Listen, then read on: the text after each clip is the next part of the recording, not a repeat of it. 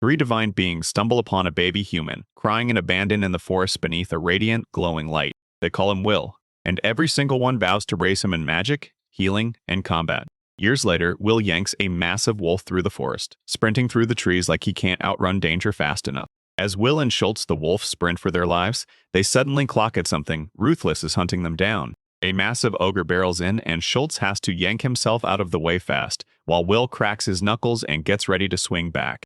The furious ogre bellowed like a raging storm, its monstrous roar booming through the forest like thunder. Will rockets up the tree and barks at Schultz to keep the ogre busy below. Schultz rockets away, luring the ogre into a wild chase as he slips past its massive swinging club like a ghost. Sword in hand, he charges straight at the beast, furious that it shattered the forest's peace. Dropping from above, he drives his sword straight into the ogre's head, landing a kill with terrifying precision. You wounded the ogre. Now it lunges back with a retaliating swing, but it still lands the blow and winds up for the finishing strike. With ruthless precision, Will swing in, carve through the ogre's neck, and shut the threat down with one spineless strike. The ogre crumples to the ground, lifeless, and while Will steps in calm and steady sword in hand, Schultz watches from nearby without a word.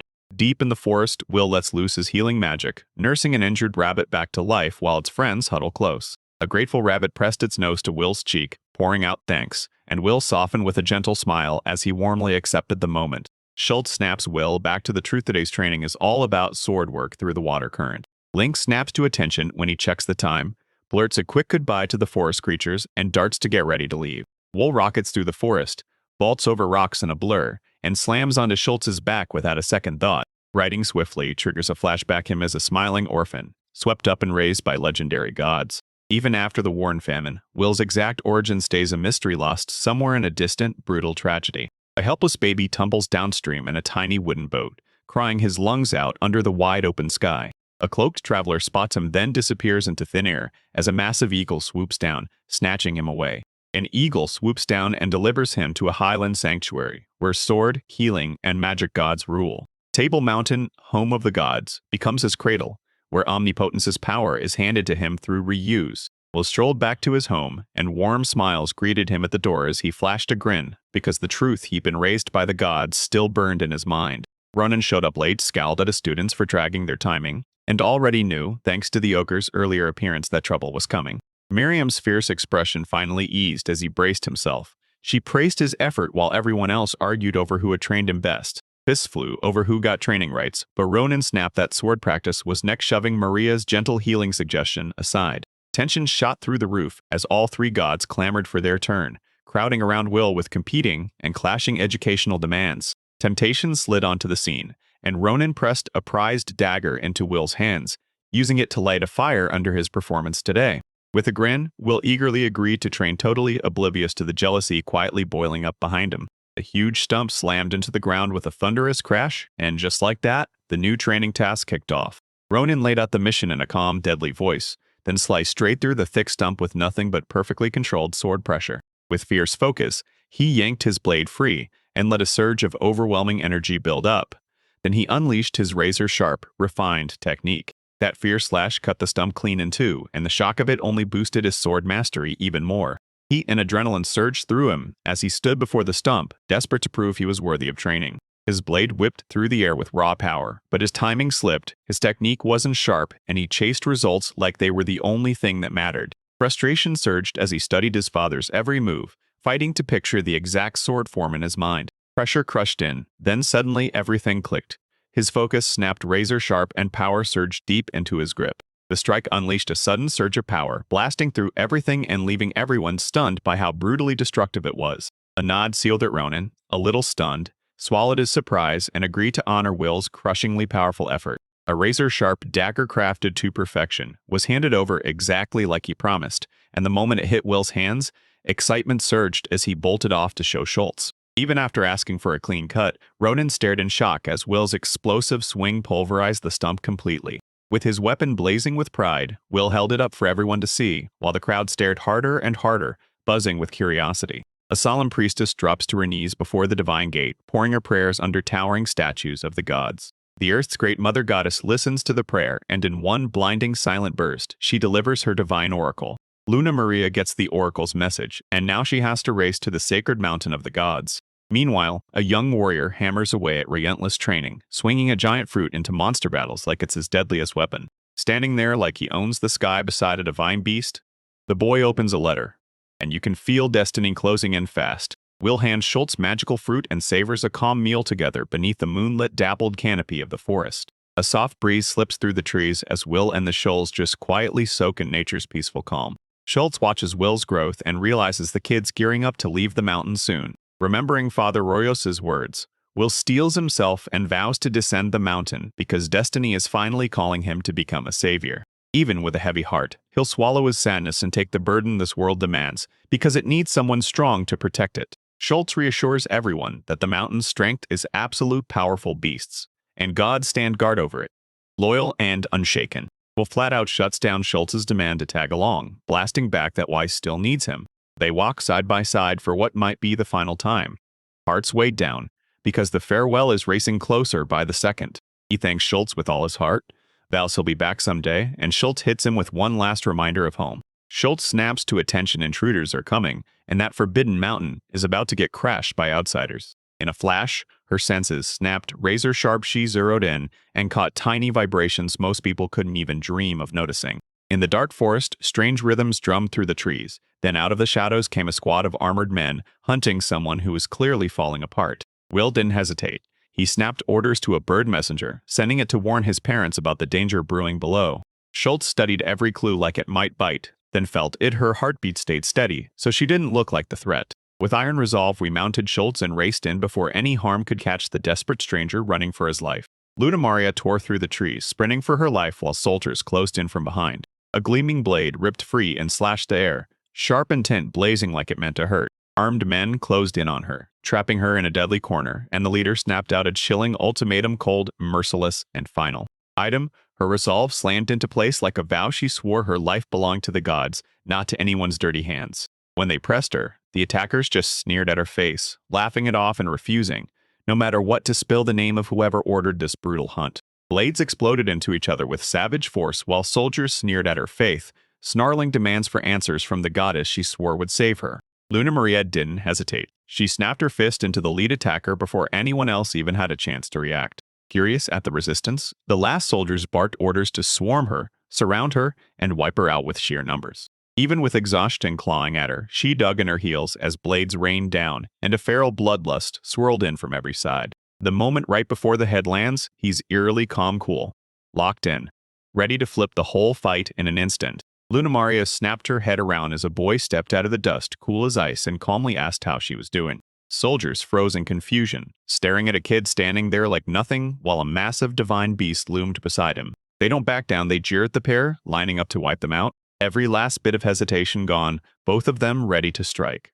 With no fear at all will save her, Luna Maria shot back, nodding with total confidence as she called him Lord Hero. With a steady voice, he warned everyone, this sacred mountain won't tolerate outsiders, and justice will crash down hard on any trespasser. Will threw them one last chance to back off, but the soldiers roared forward with blind rage, smashing into violence. Instead of running, he studied their armor in full detail, measuring exactly where to break through the wall of defenses. He zeroed in and slammed a crushing blow into the commander, sending enemies tumbling and scattering across the clearing. Confusion snapped through the crowd as his silhouette disappeared, and the soldiers panicked because they had no idea he'd already dropped another guy from behind. Schultz finished his assault in a single breath, then calmly declared victory as bodies crashed across the battlefield. Luna Maria smiled like a graceful sunrise, thanking him. Then Will leaned in, curious as ever, and asked what Lord Hero really meant. With a steady, sincere posture, she stepped forward and introduced herself, Luna Maria, the priestess of the Earth, divine mother goddess.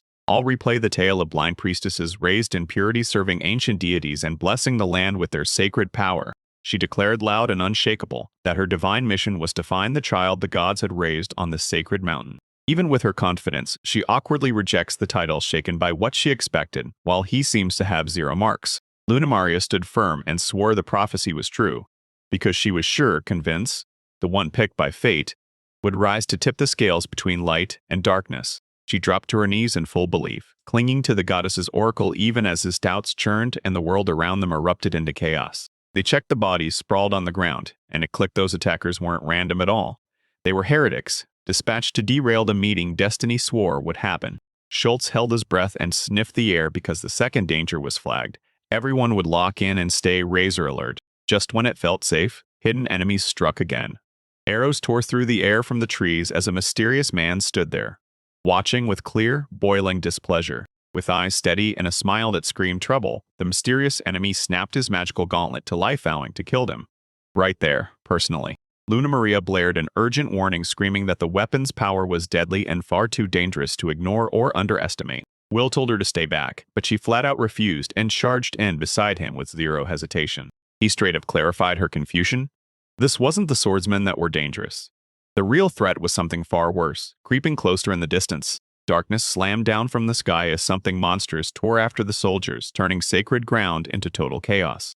A gigantic red-scaled beast slammed into the battlefield, rattling the earth and sending soldiers fleeing in pure panic. A wave of shock hit everyone's face as they finally recognized it, a crimson dragon, ancient, terrifyingly powerful, and unmistakably real. A colossal dragon crashed onto the battlefield, and the whole army panicked. Soldiers scattered like leaves the second that overwhelming shadow hit. Even without sight, she felt the dragon's power pounding in the air, and she blurted out a warning about how divine and unstoppable it was. The dragon lunged straight at the terrified soldiers, stared down a group that dared to mess with its territory, and made them freeze under its gaze. The beast went on a rampage for revenge after those nights, marching through dragon territory, recklessly crushed a nest near them. Desperate to live, the soldiers knocked their arrows, shaking between their duty to fight and the cruel fate the priestess was about to face. Arrows flew like bullets, but not a single one could crack the dragon's impenetrable, hardened scales. One soldier hurled a magic weapon into the fight, but even his boosted hits couldn't crack the creature's armor.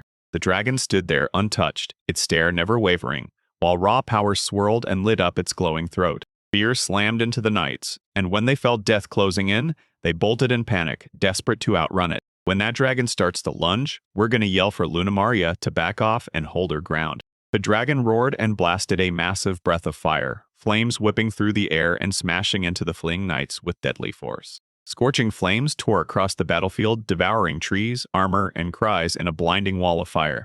Now a lone surviving knight shook with shock, staring at the wreckage as dread and disbelief crawled in deeper with every breath. He burst out of the smoke, hauling the wounded soldiers with him, and leaving everyone stunned by the sheer calm strength he's got. He screamed a warning about the forest's doom, pushing them back as dragon fire threatened to scorch every last thing. As the dragon's fury intensified, two soldiers were instantly blasted out of the fight, cut down by a savage wave of power. He strides right into the beast's path, boldly declaring, "I'm your opponent," and daring it to try him. Doubt crawled through the survivors as they stared at him, shocked that a lone boy could stand against that kind of terrifying power. Luna Maria let out a cry, and Will reassured her, smiling like he already had a secret plan, locked and loaded. Charging straight at the towering dragon's head, he clenched his blade and pushed forward, steady as stone despite its monstrous size. Everyone held their breath as Will stood alone, his blade glowing sharp and silent, radiating pure, unwavering focus. Channeling his training, he fused his swordplay with enchantments, crafting a deadly spell and an upgraded dagger. He unleashed a brutal command, weaving wind and ice into one unstoppable attack that smashed everything in its path. Will dove straight for the dragon, blasting a freezing wave that choked its fire and somehow froze time with it. The dragon's flames stalled midair, its whir got choked off, and frost surged in to destroy its monstrous throat. Colossal slabs of ice blasted upward and snapped shut around the roaring dragon in a blink, cutting off its fire. Gasp after gasp, the warriors and priestess watched as Will landed his last sweeping blow, and the frozen behemoth finally crumpled to the ground. Frosted stone exploded as cracks spittered through the icy statue, tearing off limbs and snapping fangs, proof that something trapped inside had already broken the prison from the inside out. Eyes bulged in shock. How in the world did that towering monster get reduced to nothing but glittering shards? Retreat hit instantly. Fear crushed their pride, and the soldiers fled the battlefield while whispering, shocked, about the mysterious Lord Hero. Her hand shot up to tear off the blindfold, and in the blink of an eye, calm grace spilled through, proof she'd been hiding her real vision for years. A gentle smile spread across her face as she reintroduced herself, driven by divine duty and burning with radiant purpose. Hope sparked in her eyes as she closed the distance, whispering for the warrior's real name. Will flashed a soft smile, proof he was born human, yet raised by gods from day one. Even with doubt swirling, he leaned in as the priestess delivered a prophecy, destiny carved by an ancient oracle. A calm smile stayed on her face as she confessed, "I'm blind," then gently explained she couldn't verify the mark. Even after her sacrifice, she didn't let sorrow creep, and her devotion to the goddess burned too fiercely for regret. With a heavy sigh, he leaned up close to the wolf, silently recognizing her grit and saying nothing else. She blindsided him again, pinpointing every single move by reading the tiny shifts in the wind and the faint sounds around him. Curious amusement sparkled in her voice as she teased him for those flashy moves he pulled earlier in the fight. Luna Maria promised him her training was solid, swearing she'd never slow him down in the battles to come. With a steady voice and bright hope in her eyes, she reached for him and begged him to help save humanity. He froze beneath the trees, stunned because he'd already penciled in his escape off the mountain for very soon. Memories of his divine guardian crashed back in, and he realized just how hard they'd hesitate to let him go. A wild, vivid nightmare flared in his mind as overprotective gods throwing a violent tantrum, snarling that he'd never leave to travel. Luna Maria swore she'd win divine approval herself, then boldly declared she was his loyal underling to the bone. They braced themselves and stepped forward, carving out the road toward Will's divine guardians. Yet nobody knew what was waiting around the corner. Right before they left, everything froze. She caught him off guard by sliding the blindfold back into place. When she heard his honest words, she softened into a gentle smile and nodded, ready to show him her eyes if he wanted. Her kindness hit him like a wave, and he scrambled to hide the blush creeping up his face, because he had never felt anything like this before. Hand in hand, they stride forward to the divine realm where the godly parents of Will are waiting. A tiny bird swooped in and delivered the news, chirping with unstoppable urgency as it warned the gods that they were coming. Inside the sanctuary, divine pressure surged as Will's guardians got ready to test the girl's worthiness face to face. Will and his crew finally reached the God's Mountain Palace, and the sight of its sacred grandeur left them stunned in total awe. Inside, a lonely dining hall sits in silence, waiting for the long-awaited reunion with their divine mentors. Two powerful gods materialize out of thin air, the whole world trembling from their presence as their faces stay unreadable. But the intensity is unmistakable, so the goddess strides forward, divine power exploding out of her spiritual pressure so intense it crushes everyone in its path. As that sacred energy surges down the corridor, the guests finally understand these aren't legends. The deities truly raised Will. Will stepped in with respect, bowed, and apologized to the maiden who guarded the goddess, admitting he crashed in without warning. A stern god steps right up to her and presses for the truth, why she's really approaching the Chosen One, and what she's after. She speaks coolly and steady, swears her loyalty, lays out what she's aiming for, and shuts down every hint that she wants to seduce him. The goddess explodes with rage, snarling at every attempt to wrench Will's loyalty or his divine purpose from her grip. Tension spikes as everyone goes off the rails, arguing, gawking, and even debating kisses and love while the maiden's real devotion gets completely misunderstood. Luna Maria blushes and admits, if you and he really want it bad enough, she'll accept anything for his wish. Under the sacred trees, their bond deepens, emotions surge, and Luna Maria slips into a gentle embrace, basking in Will's warmth. The goddess erupts in fury, slams the door on Luna Maria, and declares that kind of romance is absolutely out of the question. A dark feathered crow perches high above, glaring down as the elders snap at each other, and you can practically feel that brewing romantic tension crackling in the air. With a thunderous flap, the divine crow snaps into action, and the whole atmosphere instantly shifts. Will points out that the divine crow is reused, the god of omnipotence, silently watching from above. Rio pressed for answers about Luna Maria's true intentions.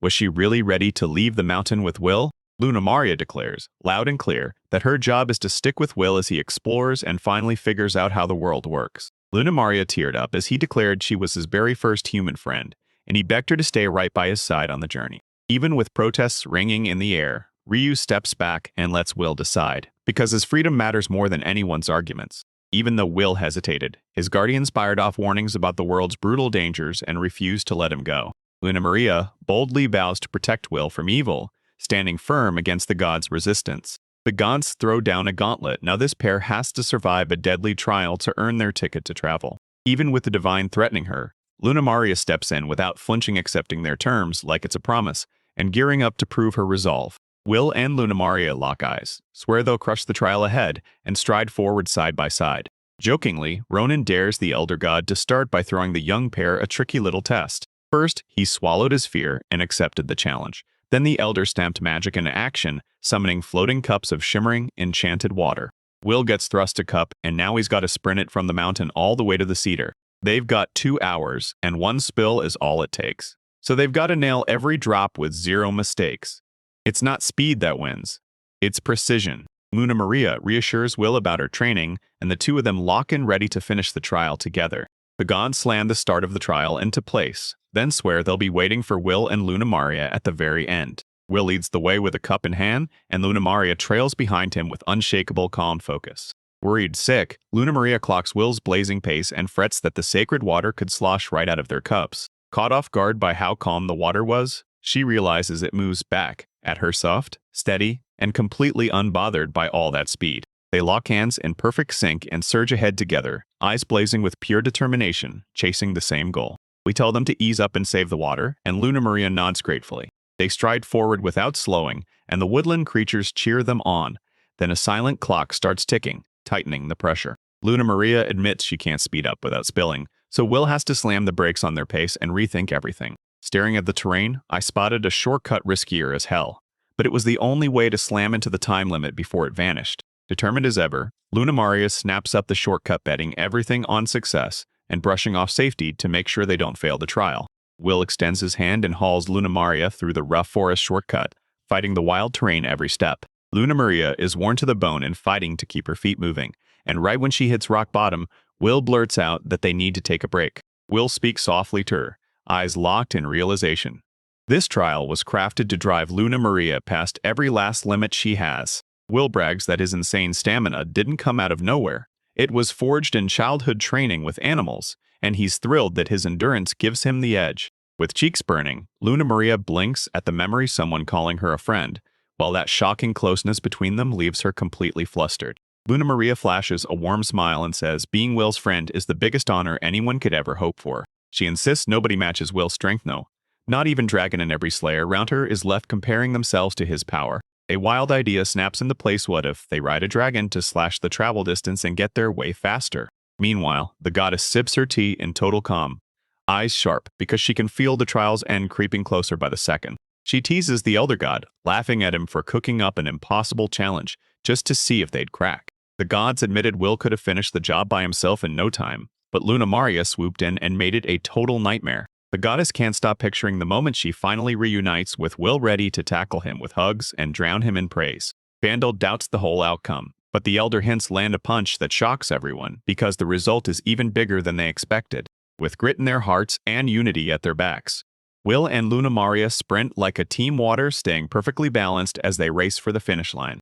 Will proudly shouts their success, and it floors Bandel. He never once thought they'd actually pull it off and finish together. Bandel's jaw drops in shock as Luna Maria sprints the whole way. He grossly underestimated her stamina and unshakable will. Suspicious, the gods demand proof that even after that lightning-fast arrival, there's still water left. To everyone's shock, the water in that cup is frozen solid, still sitting there, untouched and completely unspilled. He'll use dragon magic and freeze the world, flipping the whole challenge into a breakneck speed test. Even if you're impressed, the elder won't let this slide. He insists the cup must be handed over to finish the job.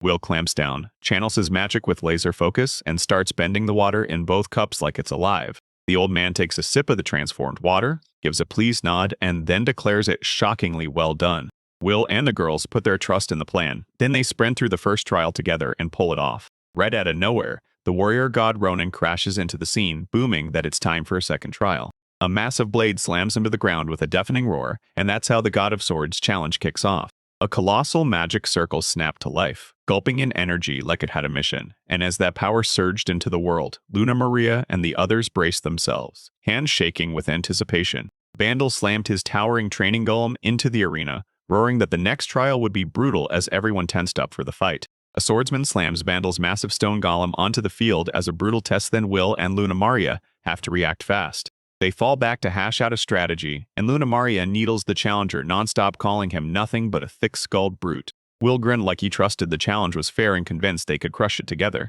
The swordsman lays down brutal rules. He'll only swing a blade against that golem, nothing else. Will grins at the restriction, still figures one thing, believing a sword won't change his odds, no matter what. A shock announcement blasts through the air. Only the priestess is allowed to step into battle against the golem.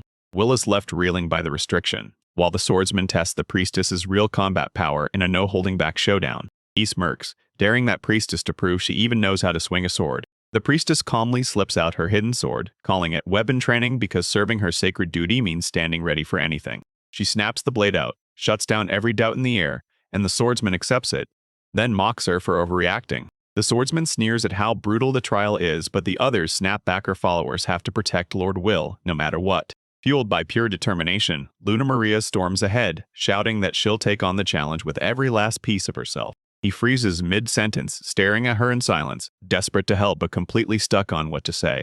She pledges she win in Lord Will's name, then the swordsman raises his arm and the match is about to explode.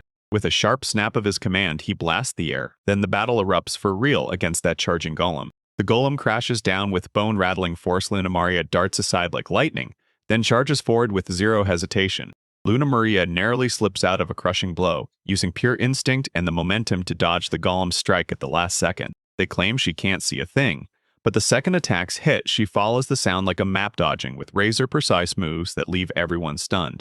Luna Maria braces for a brutal counterattack, because she knows dodging alone won't cut it to finish this trial. She lunges and swings with everything she's got, but the golem's hide is rock solid. Her strike just can't break through. Luna Maria keeps swinging and dodging like a blur, and the more Will shouts her name, the more her grit ignites. Even after hit after brutal hit, the golem doesn't even flinch. And now Luna Maria's confidence starts cracking, because her attacks just aren't working. Vandal admits he might have stomped the golem. Yet it was supposed to be low magic rank from the start. At Strength Rappels level 10, the real truth finally bursts wide open and it hits way harder than anyone ever expected. She can't break joints like that either, but her sword starts glowing with holy magic. So yeah, it might actually work. Will jumps in to help Luna Maria with holy buffs, but the magic just bounces off because Golem's D-magical constructs don't budge. With grit in her bones, she'll hurl support magic from a distance to supercharge Luna Maria right in the middle of the brutal battle. Suddenly, a slash rips through the air right by him, smashing his magic attempt, and a savage warning roars right after. The swordsman shuts it all down. No meddling, no buffs, and no debuffs at all. Only one kind of help is allowed. You can cheer her on. With the rules locked in, Will shouts encouragement, and Luna Maria rallies, heart burning with fresh determination. Frustration and helplessness slam into him, so he clenches his fist and tears through the room, hunting for any way to jump in and help. He hurls his voice at Vandal, drowning in doubt as Luna Maria fights for her life against the golem. During one of Vandal's magic lessons, young Will suddenly perked up, and out of sheer curiosity, he peppered the teacher with questions about golems. Vandal leaned in and said, "Golems aren't just built, they're awakened by magic, forged from all kinds of elemental stuff." Will grips the key. Every golem snaps to life with a single word stamped on it, screaming its weakness.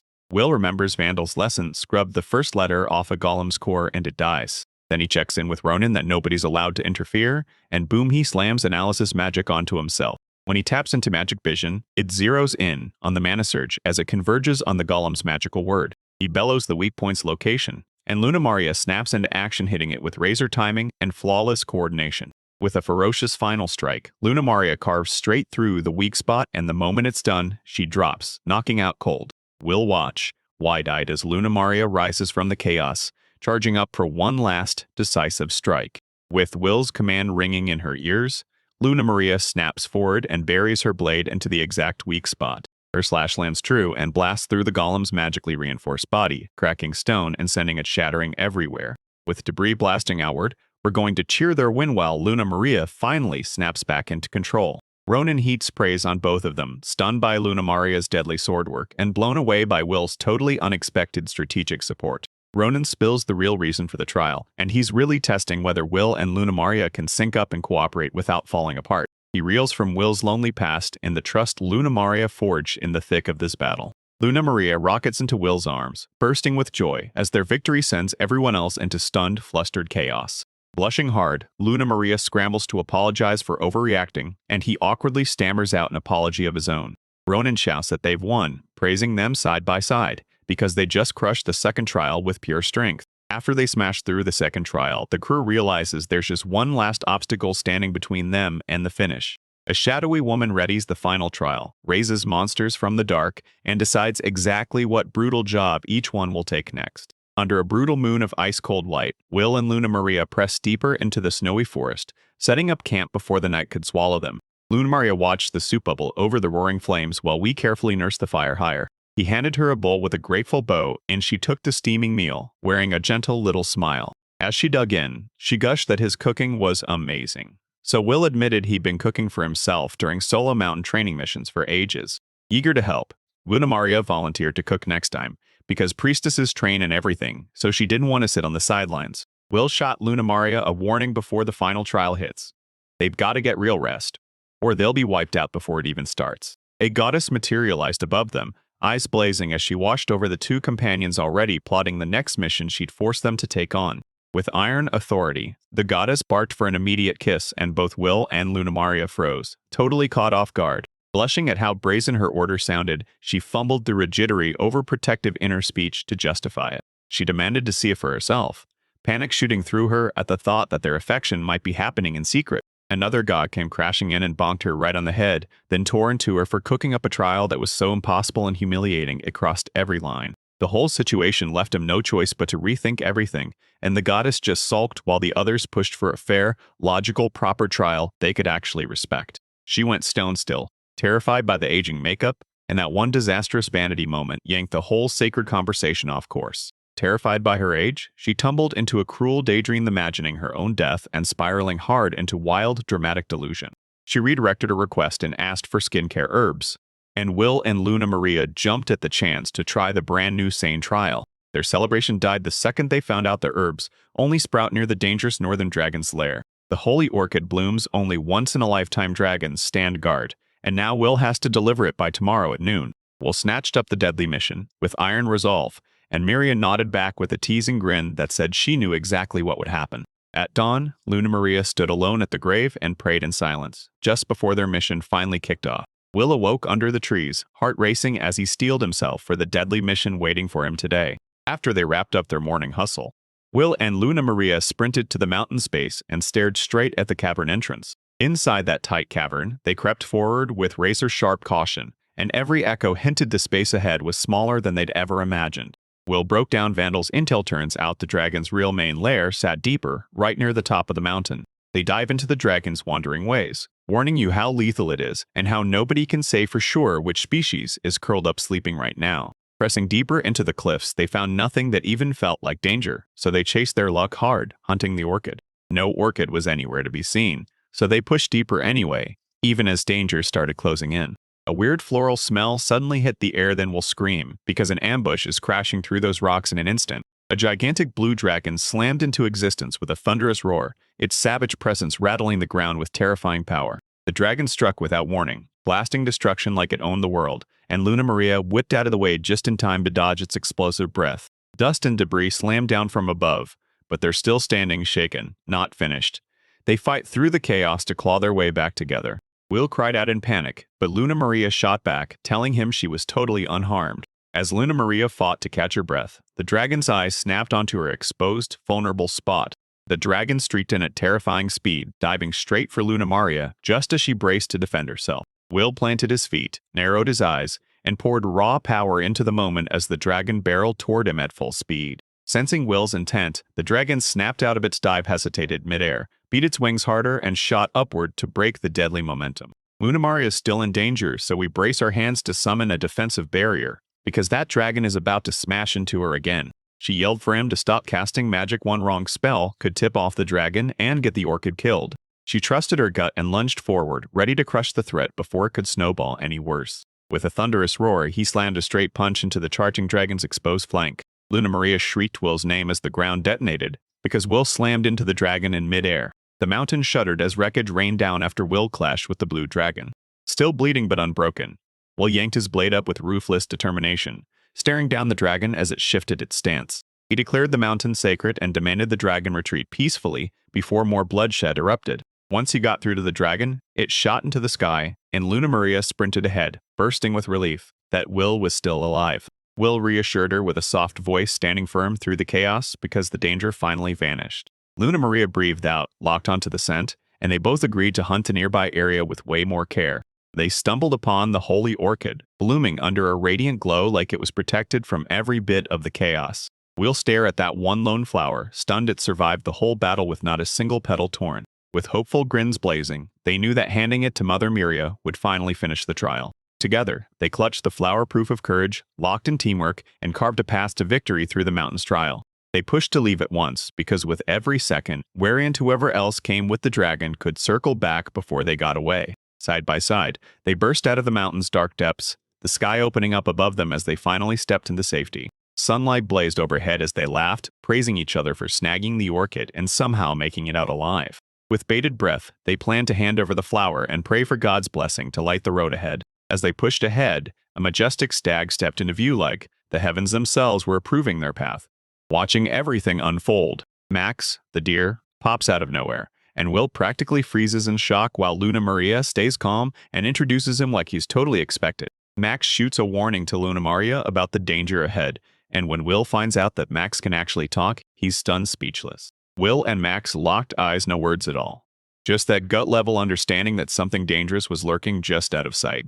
Will snaps Maria's trial was a rigged trap, then both of them explode into furious, shocked shouts. Max stands there and Will and Luna Maria brace themselves because the real trial just kicked back off. Will and Luna Maria finally realize Maria's trial wasn't about fighting at all. It was a brutal test of empathy and deep understanding. Sensing danger snapping closer, he stepped back, making Luna Maria jump as strange movement flickered in the nearby bushes. Will tiptoes up to Max the beast, lost in thought, then slips in close and gives him a soothing pat to calm his worries. When Max's newborn daughter is gravely sick, he storms out in desperation, hunting rare herbs that might still save her fragile life. They realize Max has to trek into the perilous dragon's lair to grab the holy orchid because that's the only thing that can heal her. Will tracks it down, Maria really did send. Max, and suddenly you realize the trial was rigged from the very start. He realizes Maria built the whole thing on purpose because she knew Max's crisis would shove their hearts to the limit, not just their strength. Will fires off questions to Max about his daughter's condition, torn between cold logic and the crushing pressure of Maria's brutal expectations. They've got to use the sacred flower right now, because if they hesitate, they'll run out of time and be doomed. Will snaps his gaze to the sky, chasing the ticking clock because he knows the very next choice will decide everything. Will clenched his fist in the blazing sun, knowing the last decision was a weight only he could carry. Outside the house, chaos is unfolding, but inside, a calm woman keeps sweeping the floor, clueless about what's coming. Shay carefully wrings the cloth, caught in a calm routine while the pressure keeps climbing in the background. She blurts it out while tidying her adult son's room. And somehow it feels weirdly, almost heartbreakingly, motherly. A gruff guy overhears it, grins through the annoyance, and starts chuckling as he remembers how even grime-soaked days still somehow bring warmth. Ronan ransacks Will's stuff, grinning as he teases about secret treasures and humiliating woodblock prints. She slams him hard and demands she'll find whatever she's looking for, then spits it straight. He's getting blamed no matter what. Another woman laughs with her good vibes, and she clocks it. Will is seconds away from finishing the trial. Still, Ronan flashes pure confidence and tells the world beating that dragon is easy, because Will is the one who believes in him all the way. But suspicion crawls in, and Ronan grips Maria with hard questions, demanding to know the real plan she's hiding. Maria finally admits the doe really is sick, but she makes it crystal clear the whole setup was still crafted to trick everyone. Orchids push deeper into the lair, but every step is a ticking bomb. Danger closes in, and even your companions can't afford delays. They might snag just one orchid above, and that still traps them in a brutal choice with zero reward. Marius smirks. Will's kindness is the trap, because it's going to make him hand over the flower, and Marius is betting everything he can find a way to get another. Ronan smirks like Will's comeback is guaranteed, and his room doesn't look like it'll see a cleanup anytime soon. Maria throws herself in front of her bond with Will, but Ronan digs his heels, and his journey has to forge who he becomes. Will stands towering in front of Luna Maria, gripping the moment, ready to make his choice because now he's finally walking on his own. Luna Maria nods friends come first, and with a soft smile, she hands Max the holy orchid. Your time is running out, say thanks to her, because the trial's outcome is up in the air right now. Will swears he'll plunge into the lair alone, betting everything to prove he's worth it. Will sprinted through the caverns, convinced the deeper he went, the closer he'd get to uncovering where orchids still grow. Luna Maria won't stay put. She insists the danger is exactly why she has to come along and shield him herself. She starts panicking. What if the dragons wipe him out, and the orchids never show up? With a confident grin, she tells him, your nose found the first orchid. Like she's winning the whole game. Yeah, she's got a point. After all, he finishes tying the orchids to Max, and with a proud grin, his promise to help finally pays off. Will spots Max's battered legs. Those weren't just injuries, because Max had galloped till his heart broke, chasing every mile for the love of his daughter. Luna Maria uses her healing magic to mend Max's legs, then hammers home one last reminder next time they meet. Bring your healthy daughter with you. Max bolts off with the orchids. Now it's Will's turn, and Luna Maria steps up next to take action. Will suddenly scoops Luna Maria into his arms, leaving her stunned as he gets ready to bolt. He tells her flying will slice the trip time, then he channels wind magic as she nervously nods and agrees to go. Will and Luna Maria locked eyes with pure determination, ready to smash through the trial together, right now. With magic roaring under their feet, they explode forward, kicking off the final drop of their descent. Maria watches from a distance, a bittersweet smile on her face, and she's already gearing up to cook a warm meal the moment they come back. Hand in hand, they smash through every danger with nothing but kindness and raw strength. And Maria's trial finally cracked open for her.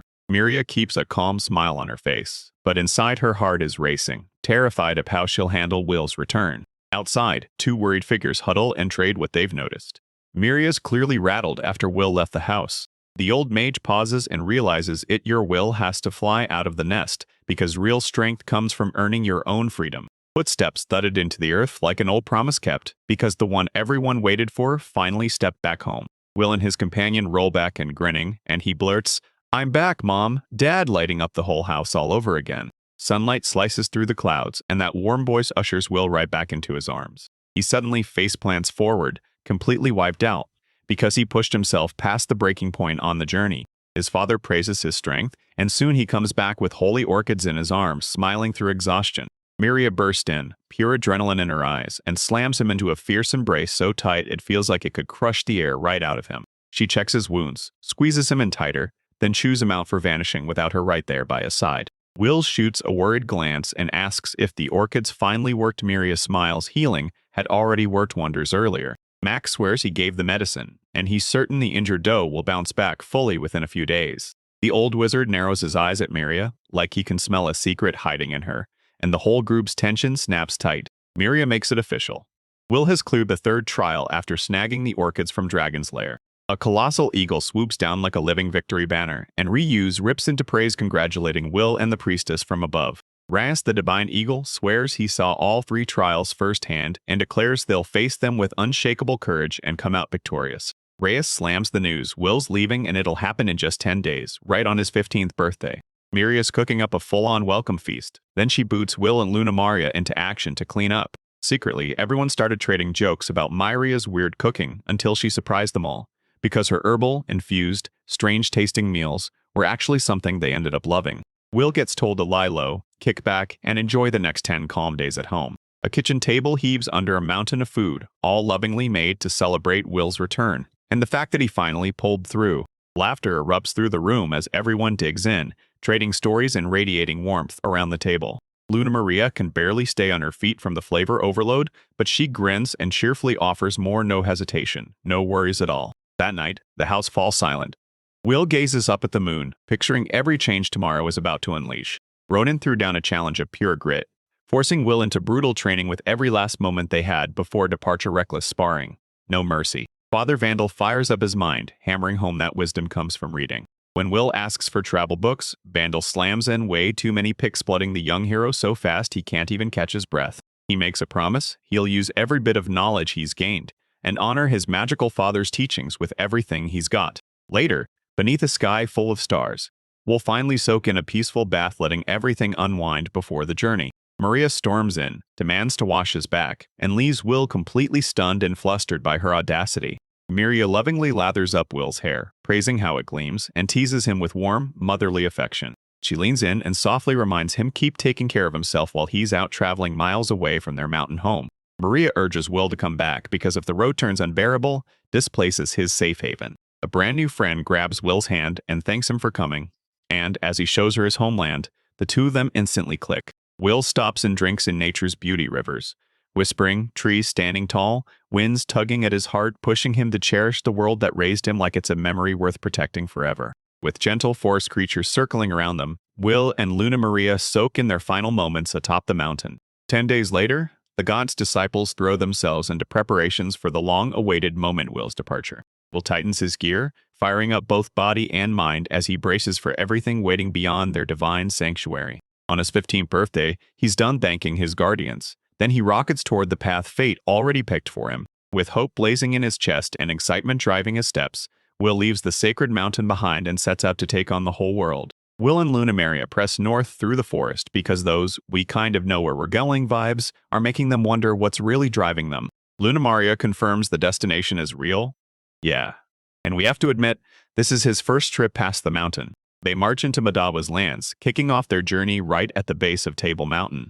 Luna Maria finally spills the truth. Everything they're chasing is hidden deep in Midua's forest, and a holy sword is waiting the moment they step inside. Will drove his blade into that sacred boulder, and the moment it cut through, he realized this legendary trial might be writing his destiny. Will remembers the prophecy written in that book, and Luna Maria shuts it down fast. Only the sword hero can pull it out. Luna Maria swears they're being guided by the divine, and she pushes everyone forward, no matter how brutal the long road gets. They decide to take a breather, hit a nearby village, stock up on supplies, and recharge their strength for what's next. Will admits Luna Maria is the first human he's ever met, and the bond hits him so hard he feels genuinely honored. She tells him, "Forget big cities. We'll find only scattered villages as we keep pushing north together."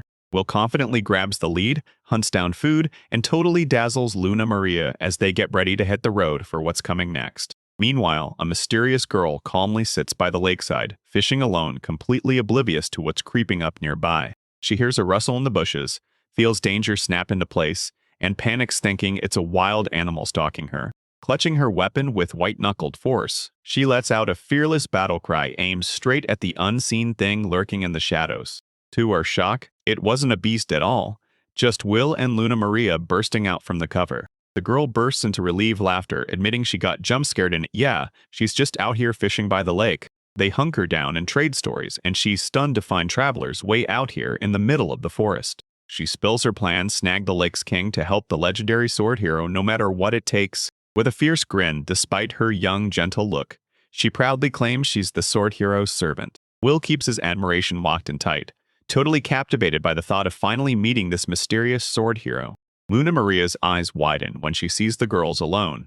Then she blurts out that the sword hero is still waiting just outside the forest. The girl swears she's earned that trust, then confidently declares the hero knows she's tough enough to go solo and act on her own. With sheer determination, she throws her line out and locks her aim on the lake's king. Suddenly, the lake rips open, and something enormous erupts in a violent reaction to the girl's dare. She strains against that brutal pull, eyes wide, and blurts out, "It's the king, the one I've been hunting." A giant fish rockets out of the water, smashing into view and showing off its enormous body right in front of their shocked faces. The girl gasps and names it Koitaru, this giant monstrous fish that dwarfs every single one of them.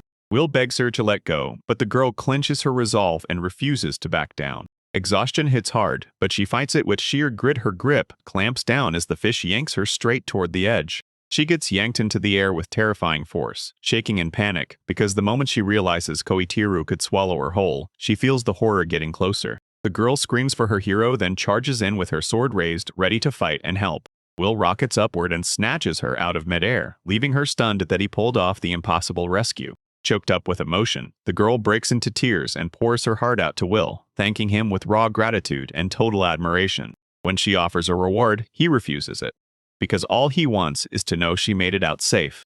Luna Maria stares as her fishing rods snap in her hands, and Koitaru's massive size makes the whole catch hopeless to control. Lynx nods and agrees to head back to the hero. Then Will and Luna Maria immediately beg to ride along with her. She makes the introductions, exchanging links, like it's a ritual. Then calls herself the sword hero's servant and introduces Luna Maria as the earth goddess's priestess. Lynx figures Luna Maria is about to serve.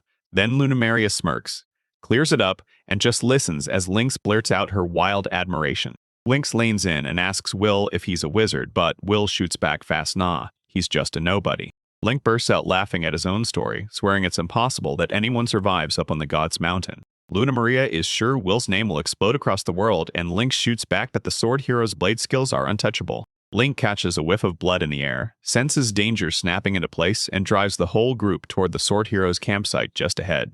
Link sprints ahead, shouting for Will and Luna Maria to keep up, while metal clatters behind them and panic flashes in their eyes. Aga Goblin gets viciously cut down, then Will and Luna Maria crash in right on time, staring at the brutality unfold. Goblins swarm in from every side, but fangirls lose their minds as the sword hero cuts through the enemies like a storm. The armored warrior sneered at the goblins, laughing as he called them out for rushing in before they even realized how unstoppable his power really was. Enemies close in from every side, and he snarls a warning. None of them are walking out alive. Then they finally step into view. He snaps back and declares himself Lord Levine the sword hero, then gears up to take on the goblins solo. Will and Luna Maria show up, staring in shock, their awe spiking as they take in the confident figure standing right in front of the horde. Levine rockets forward like the legendary sword hero is about to unleash his true power and ignite the whole battlefield. Levine stood alone in front of the goblins, shouting his strength as the sword hero with zero hesitation.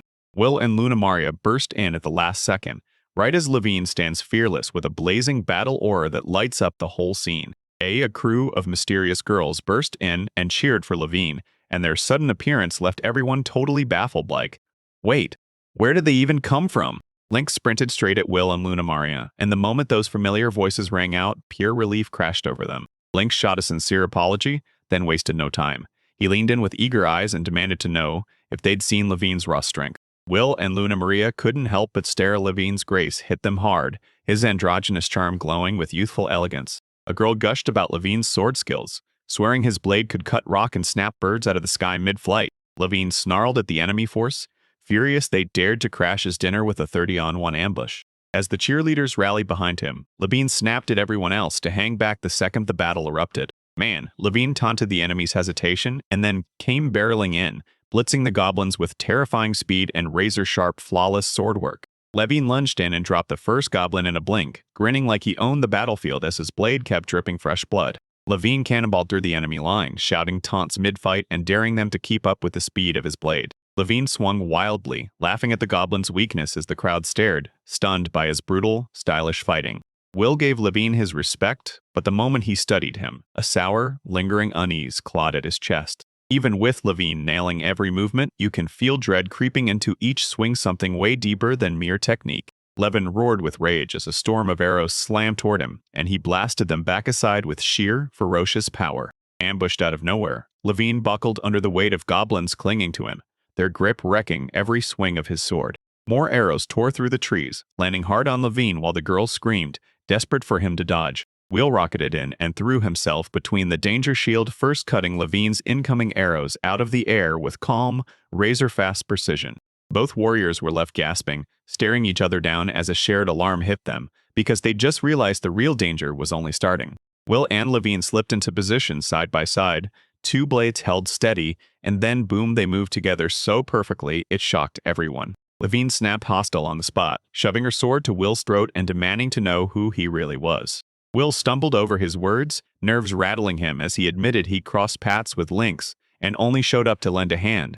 Levine grit her teeth and reluctantly agreed to Will's protection on her terms and under her rules. With the enemy still closing in, Levine lunged ahead, fast snapping a warning that you better not get in her way.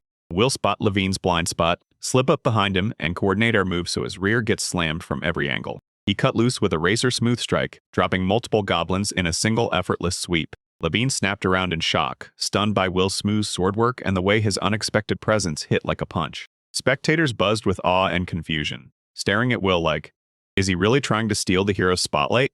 Lynx and the others erupted in cheers, shouting that Will's hidden power was real and pushing him to crush the enemy. Levy snapped with frustration, blindsided by Will's sudden jump into the situation, and his overprotective interference made her feel personally insulted. A goblin careened toward Levine with reckless fury, surprising her with breakneck speed and brutal aggression. Lavin will wipe out his enemies in the blink of an eye, then he'll stop for a heartbeat to read the battlefield as it explodes around him. Levine stood alone on higher ground, stone-faced and silent, staring at Will from afar. Before anyone even had a clear view, the crowd misread everything and swore Levine had already smashed the goblin. Levin fumed inside, refusing to swallow Will's interference, while the praise kept pouring in for Will like it was a slap in the face. Out of nowhere, a goblin exploded into a surprise attack, and Levine realized too late that it was already on him. Will sliced through goblins with precision while Levine just stood there, frozen by crushing frustration and disbelief. He backed off by himself, putting distance between them, torn between facing the truth head-on or shoving his doubts down deep.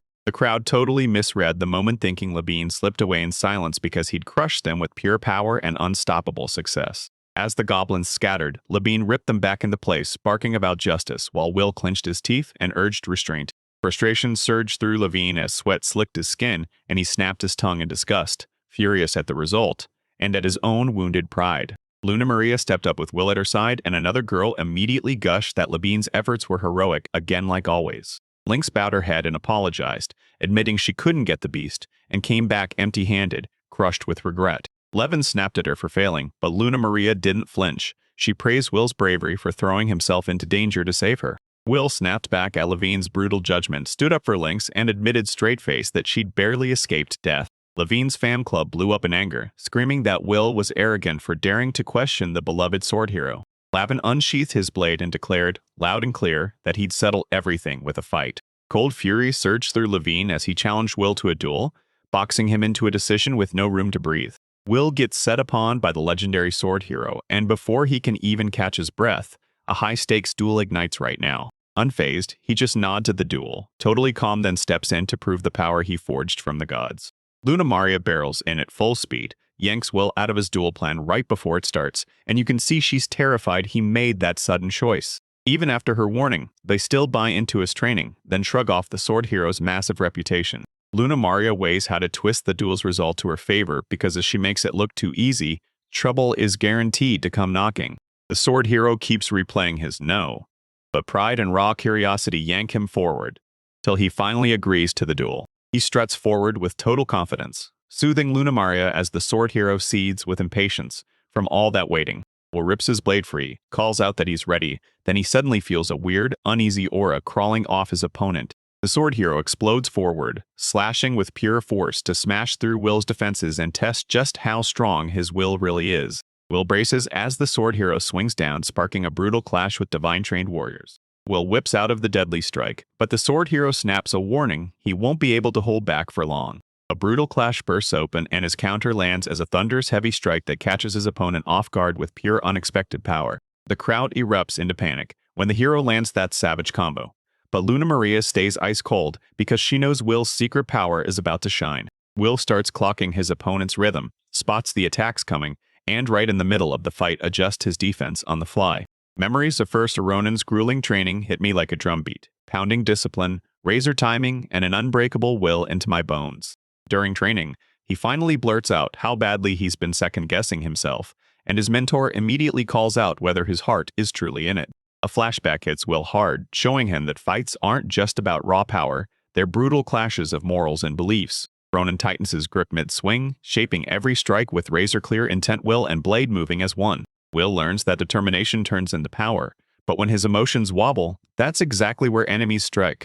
Worn out, but suddenly awakened, Will starts reading emotions through the swords, clocking his enemy's will the moment they clash. Will can practically feel the sword hero's chaos and his own blade confusion twisting into pride, then the frustration starts to roar louder and louder. Overwhelmed, the sword hero fires back at Will's insight, rattled by those piercing eyes that feel like they go straight through his soul. Both warriors crumple from sheer exhaustion, sword hero forced to admit defeat, and he can't deny Will's insane skill and unbreakable spirit. The sword hero pauses mid-battle, hangs his head with a real apology, and admits the brutal aggression wasn't strength at all. It was his own private struggle finally spilling out. The crowd erupts for the hero's win, and right then, he earns silent respect that sticks like a scar in everyone's memory. Will sets his sights on a chess-like clash between his mentors, then drinks in every hard-earned lesson they reveal in the heat of battle. A blaring alarm suddenly screams goblin danger is right nearby, so the whole crew snaps into action and scrambles to get ready fast. The sword hero demands they move camp right now, refusing to rest even a second beside the fallen goblin bodies. The team gets ready to split up, then storms into the forest, hunting for that sword. They locked hands in a solid goodbye, both of them carrying respect and the weight of every memory from their journey together. Night crashes in as the group finally huddles around the campfire, their bonds forged even tighter by everything they survived together. Hot pot is steaming and skewers are crackling on the grill, your hard-earned reward for scraping through yet another brutal day in the wild. The sword hero's jaw drops, he's stunned by the meal's warmth, the care hidden in every bite. With a wink, the hero playfully asks to be hand-fed, and the crew erupts in laughter, everyone teasing him in the cheeriest way possible. Aliens cluster close, showering him with affection, and the hero can't help but savor every bite, holding tight to peace in this tiny burst of joy. The sword hero soaks up all the praise, then grins and declares that, just this once, he's letting everyone else pamper him. The night sinks deeper while the group sleeps in peace, and the hero lies awake, feeling doubts creep into his chest. Alone out in the wild, the sword hero drifts in silence, dragging his exhaustion behind him as unresolved thoughts twist like chains. His hands shook uncontrollably as defeat crashed over him. He couldn't even muster the strength to lift a spoon. Meanwhile, Will wrestles with the battle and can't believe anyone out there could go toe-to-toe with his sword flash skill. Beneath the moon's cold glow, the sword hero slips into the river alone, chasing a shred of peace to quiet the storm tearing up his mind. She scrubs the stress off her skin and slips away from duty for a breath, wrapped in starlight, surrounded by silent trees. The sword stigmata exploded into view proof of who she truly is, and the dark secret she's been hiding from everyone. Her real self finally bursts through because, for the sake of family honor, she's been living as a man. Even with all that confidence and training, she still snaps open doubts in her chest, quietly questioning her strength, her purpose, and who she really is. Alone in the water, the sword hero drifts in total silence, letting the moonlight soak over her like a blessing. She keeps replaying Will's words about the holy sword, and then, slowly, steadily feeling crawls back into her body. Staring up at the moon, she can't help but wonder, will her strength finally snap into place, and will destiny be waiting for her out there beyond this journey? At sunrise, he takes one quiet step and clenches his resolve to press forward, no matter what heavy secrets he's carrying. Will and Luna Maria hit a high road and bolt toward Northwood where the holy sword waits. We march onto the broad road toward Northwood, stunned by sights that rise past the mountains and hit us like a wave. As they stroll through the welcoming village, they can't help but stare in awe, soaking up every view like kids and showing real gratitude in their hearts. Luna Maria pointed out the paved roads, trade, and civilization etched into every symbol, while Will leaned in, studying the tracks with wild curiosity. From the north, a carriage tore across the road toward them, and its wild speed and sharp direction sent panic rippling through the crowd. He instinctively lunged to shield Luna Maria, yanking her out of the way just in time right before that speeding carriage nearly plowed into both of them. A girl's terrified scream jolted through Will's mind as her face streaked past the window. The carriage and wagon tore off into the distance, bouncing like crazy over the jagged, uneven ground.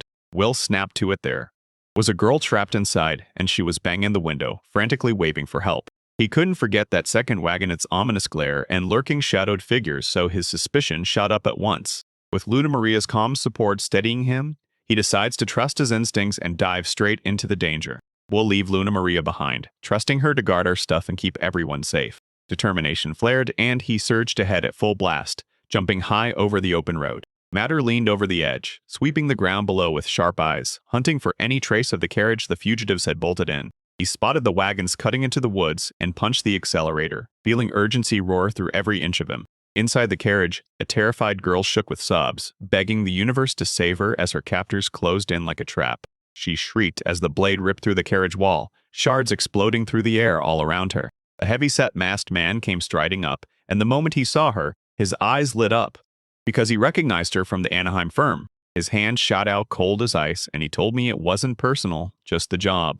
Suddenly, a blinding shockwave burst overhead, and it made the girl and the attacker flinch at the same time. Panic erupted the moment the mercenary saw something slam down onto the carriage roof. Will leaped onto the carriage and, with that landing, proved his decision to take to the sky was 100% the right call. He stormed into the room and confronted the startled thug, only to watch him panic the second Will stepped in, cool as ice. With one clean pinpoint strike, Will shove him out of the way and shut down the threat right then and there. He slipped inside and froze. There was the girl, trembling hard, her eyes blazing with terror and total confusion. With a soft introduction, Will steadied her and promised she'd be safe, while the outside chaos still crashed and echoed beyond the door. Karen threw herself at them, begging for protection as her true noble identity spilled out, and she begged to be saved from the assailants hot on her trail. He gently held her close and promised she was safe, calming her with a steady, reassuring touch. With the carriage shattered into glass, an ambusher lunged for a shot, but his crossbow bolt missed, flying straight past Will as the carriage rocked. Outside, the mercenaries snapped at each other over one rule: capture the target alive, and every second of their pursuit felt tenser than the last. When danger closes in, we need to plan our move, distract the attackers, and split them up before they overwhelm us. Will spotted the coachman crumpled in pain, and that's when he realized the carriage's earlier loss of control wasn't an accident. It was injury. Karen and neither Will could drive, so they're stuck. Unless we whip up a quit plan right now. He spotted the terrain feature up ahead, warned Karen about the coming turbulence, and mapped out a risky maneuver before it hit. Meanwhile, the enemy carriage barreled closer, and a determined mercenary surged forward to unleash a brutal strike. Will exploded out of the carriage with perfect timing, slamming an attacker off his mount with a clean kick. Will slipped out of a strike, snapped back with a midair counter, and dropped his opponent with a fast, spinning hit. Without a second thought, he lunged onto the lead horse and snatched control of the runaway carriage. He spoke softly to the horse, coaxing it to bolt forward and guard its unconscious rider. The carriage surged faster and faster, roaring down the road in a wild, desperate dash for survival. The enemy wagon lurched behind them, And as Will's plan clicked into place, the riders snapped and swore at every turn. Earlier, while we were still in the sky, we spotted a cliff dead ahead and cooked up a crazy high-risk escape plan. He tore toward it, dialing up his speed just enough to trick the enemy into chasing after him. The mercenaries chasing after him jeered only to stumble straight into a trap disguised in the land beneath their feet. At the perfect moment, Will scream "it" then, yank the reins hard and whip into a razor-sharp turn. They couldn't stop in time. Boom, the enemy wagon shot off the cliff and the riders screamed as they fell. With danger lurking right behind them, they guided the carriage straight into a calm forest clearing. He dropped to his knees beside the unconscious coachman and poured out healing magic, breath by breath, until the wounds finally began to mend. Will stared that man down and promised Karen he'd be okay, then assured her the nightmare was finally under control. Karen bragged about his own magic, but when it came to his mother Miria and his teacher, he swallowed his pride and spoke with humble respect. As Will headed off, Karen's cheeks flamed with a shy blush, and she beamed sure her savior was pure hero material. Under calm skies and an open road, Will and Karen pressed onward, cruising through peaceful countryside like the world couldn't touch them. Right there, Karen latched onto Will and cuddled up on the driver's bench like it was her personal throne, swearing nobody else could sit there. Will let out a chuckle at her audacity, likening her stubborn devotion to the beloved teacher who raised him, Mother Miria. Luna Maria burst back into the scene and reunited with Will, while Karen narrowed her eyes, grilling the identity of this new rival like she had no intention of letting it slide. Without a single second to pause, Karen blurted out that she was Will's fiancée, leaving Luna Maria stunned and forcing everyone into the most painfully awkward explanation imaginable. Karen invited Will to meet her father, but Luna Maria cut her off cold. She refused and insisted she had urgent travel to handle. Luna Maria finally spilled their real mission: hunt down a legendary holy sword hidden deep inside Northwood Forest. Karen practically demanded they take her offer, using their mission like a shield to force their way to her estate. Then she dropped the truth: this forest they were hunting sat inside her family's merchant territory. Will's carriage rattles down a dusty road in quiet silence, kicking off his next journey right after he finishes his last mission. On the trip, one girl couldn't wait to gush about her favorite foods, all because she wanted Will to be blown away. Two girls bicker over who gets to walk with Will, and the stress hits him so hard you can practically see his confusion bubbling up. Will bark orders for them to stop, and the two girls will get shoved to sit in silence behind the coachman. Embarrassment burns, and the girls huff in silence, every single one refusing to say out loud that they just lost the argument. Suddenly, the girls spot the coachman crumpling, his breath coming in heavy gasps, and his forehead blazing with a raging fever. Will quickly checks everything, confirms there's no poison, and realizes the real threat is the brutal loss of blood and stamina. Will moves like lightning, grabs the medicine, and orders Luna Maria to give it to the injured coachman. Karen jumps in to help, while Luna Maria double-checks where the medicine came from, passed down by Will's trusted teacher, Mother Maria.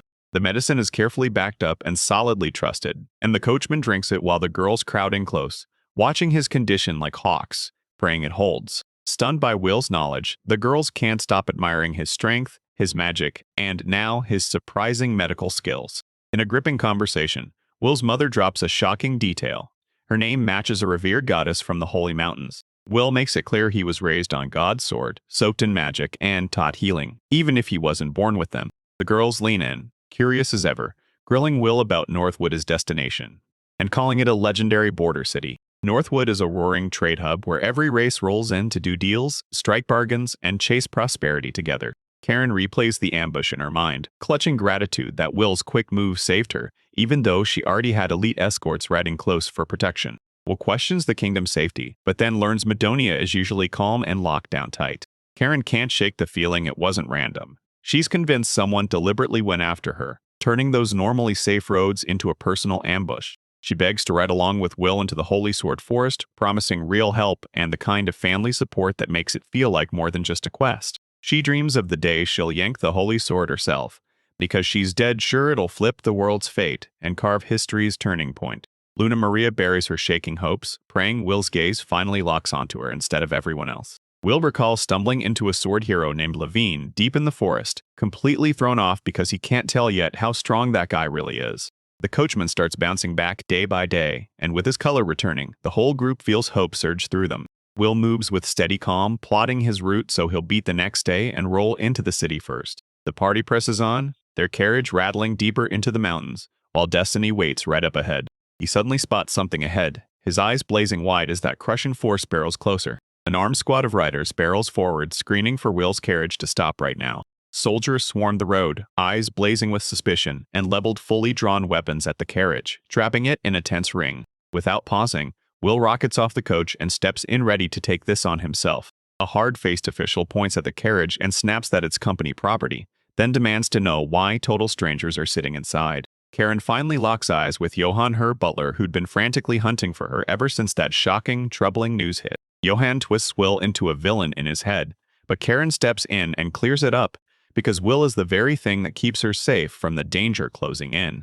With gratitude burning in his chest, but embarrassment crawling up his neck, Johann blurts out an apology, and then thanks Will's crew for saving Lady Karen from getting hurt. Karen demands that Will's party be formally invited to her home, because after he saved her, she's making sure he gets her thank you in style. Johann set up a safer carriage with an escort and pushed Will's party to keep moving, telling them to travel like they were protected for good. With the new plans locked in, Will and the crew kick back into gear and head north, racing toward lively Northwood. Out of nowhere, a chilling scream tore through the distance, then a severed arm dropped into view, stacked with bracelets. Back home, with Miriam Morn's Will missing, she crumbled into her chair and sobbed like her world had collapsed. Reese leans in and reassures her if Will's journey stays smooth, he'll roll into the city sooner than you think. The elder flashes a knowing smile and confident determination locks in ready to take on every trial the road throws at him. As Northwood finally crawls into view, Will and his crew can't stop themselves. Fear and anticipation hit first, because trouble is waiting inside. Their carriage rumbled into the fortified city of Northwood, the place where the legendary holy swords are laid to rest. The towering city gate loomed ahead as the caravan inched closer along the winding path. Guards eyed the incoming caravan with sharp suspicion, hunting for any threat in every face and wagon before they finally waved it through the open gate. Inside the carriage, he leans up to the window and peeks out, eyes blazing wide with awe at the strange new world outside. The carriage rumbled into Northwood, and the whole lively city lit up with cheerful townsfolk waiting to amaze them. Crowds buzzed with excitement, noise, and bodies surged everywhere, and it hit them. This city wasn't just moving, it was alive. Will hung on every word as the girl mapped the city, then admitted her dad was falling apart with worry. She urged him to start at her father's mansion on the far edge of the city. Will suddenly slammed on the brakes, sure he'd spotted someone he knew in the crowd.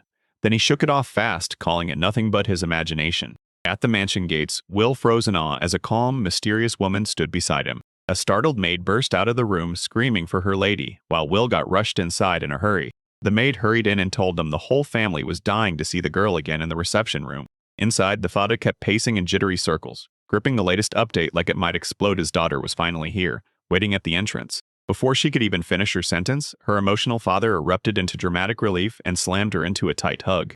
Tears poured down his face as he clutched her with everything he had, joy and terror crashing through him, because he was terrified she'd been hurt. Right as the reunion was heating up, Will and the elf crashed the moment everyone froze, stunned, and suddenly itching to know more. Victor Anaheim, Karen's father and the boss of the company, greets them with a smile and demands they explain everything. When he realized the attackers had been hunting Karen, Victor went still. His mind raced as he replayed how close she'd come to getting crushed. Will was finally unmasked, as the boy from the Sacred Mountains, the very one who once saved Karen's life. Victor took a slow sip of tea, then turned to Will and dropped a serious request that froze the whole room. Victor erupted with emotion, pushing back against Will's plan. Then, the moment his daughter confessed her love, he totally melted into joy. Victor froze for a breath, torn between that fatherly urge to protect and the need to see approval. Then he finally nodded, acknowledging Karen's real feelings for Will and beaming with pride at how far Will had come. Victor leaned into his status, riding his pride hard because he trusted his years of reading people and steering his business like it was an art. He lauded Will's raw power, his character, and his magic, fully buying into Karen's conviction and the saint's holy presence. Will flashed a grateful smile, stunned by Victor's acceptance and bowled over by the family's overwhelming warmth. While everyone else talked with serious faces, Karen burst with energy about finding her wedding dress so much hype it left Will stunned. Victor shoved the holy sword talks to the side and told Will to finally rest, because that journey and everything that happened in it had been brutal. Victor snapped his fingers, calling in the maids to go all out full hospitality, and a steaming bath ready for Will. Karen got her own accommodations, while Will was ushered into a lavish private bathing room. As he soaked, he'll head back home and face just how long he's been running on nothing but pain, no rest, no comfort. Somewhere else, the mysterious elf companion slipped into a quiet bath, wrapped in her own racing thoughts and the worries she couldn't bring herself to say. Karen and Luna Maria sank into the warm bath together, trading sweet little preferences and lingering in a cozy, peaceful silence. Karen admitted she'd gotten used to moving solo, then caught herself replaying the good moments she and Will shared on their travels. They talked straight about trust, and made it clear that a bond this close only works when two hearts feel safe and truly connected. Karen couldn't stop staring at Luna Maria's raw strength and striking presence, and it hit her she had to be hiding something more about her bond with Will. Karen laughed while sizing everyone up, smugly claiming she'd won on pure bulk, then admitted she'd packed on a little lately. Out of nowhere, Karen turned savage and snapped at Luna Maria, swearing she'd never lose to her at anything. Later on, Will and Luna Maria burst onto the scene, dressed to impress, and the formal clothes fit them like they were made for them. Will fessed up, he was nervous, and Luna Maria stayed cool, said that even noble fashion somehow felt just like walking through old ruins. Luna Maria's cheeks flared as she complimented Will's look.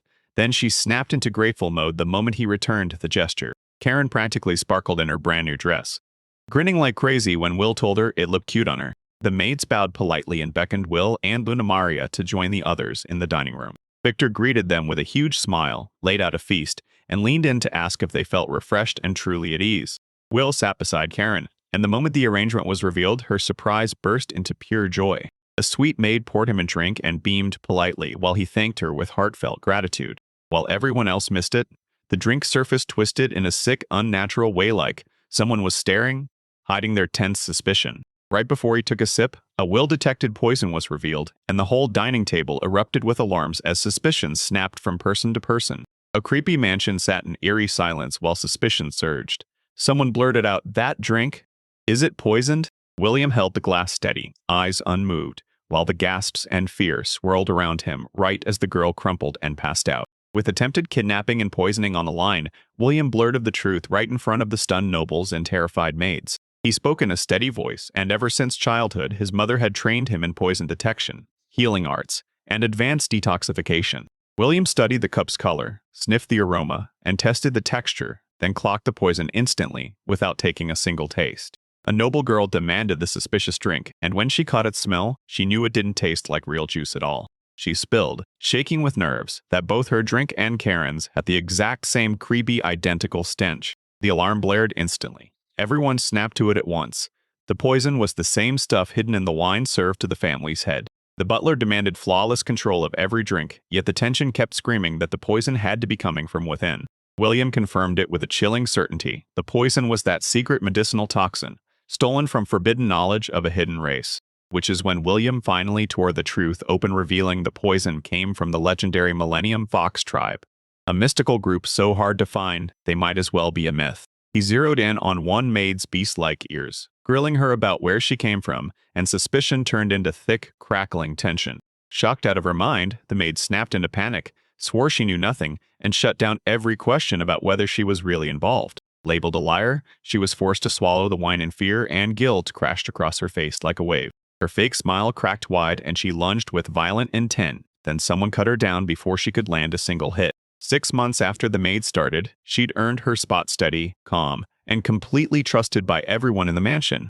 William swore her arrival sparked the Gardo Company's rise, and Johann was ordered to break Intel wide open. The feast fizzled out in awkward silence, and as William and his allies replayed the incident, the host kept apologizing again and again. Pumped full of curiosity, the girl grilled William straight to his face, demanding answers about the secretive Gardo Company. William laid it out. Gardo started climbing a year ago, swallowed up the competition, and flipped Northwood's commerce on its head. Gardo Company preyed on desperate businesses, then pulled off a ruthless power grab, snatching control of half the city through cunning, brutal expansion. Donnie confessed it all. Gardo ordered her to do it, and his reach had already crawled into the noble houses. Gardo snatched her family out of the world, and when they couldn't grab William, they shoved her into an assassination mission anyway. They swept past the incident like it had no proof, and Victor immediately snapped it up as their golden chance to expose Gardo's crimes to the whole world. William refused to get involved. This was a merchant feud, and Victor wanted to settle it himself. William nodded and locked in their mission head straight for the Spirit Forest, because the Holy Sword was buried deep in there, waiting for them. They asked Anaheim Company for access, and after a long hesitation, the company finally admitted they held the reins over the forest lands. Karen teased the delay with a grin, and the whole table erupted into laughter until her outburst blindsided everyone, and the frustration hit right after. The noble made it clear he didn't need permission, but he still handed it over right away, like it was just a polite formality. Because the sword sat right there in their forest, he handed it over without hesitation, boosting their journey forward. God William swallowed his pride and admitted he didn't have the hero's mark, then trusted Luna Maria's directions and charged toward the holy sword. The girls cheered him on like he was their hero, totally sure his destiny was to seize the sword. Even the nobles held their breath, because this boy was raised and trained by gods themselves, and the expectations were sky high. Chaos detonated as everyone scrambled and brawled over who got to sleep where, and while the girls fought tooth and nail to end up closest, William stayed ice calm.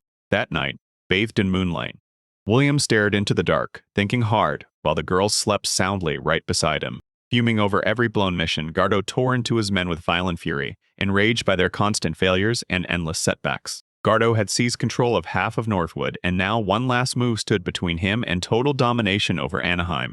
Rage exploded out of him as he tore into his subordinates, screaming that they ruined the assassination and botched the kidnapping plot against Anaheim's family.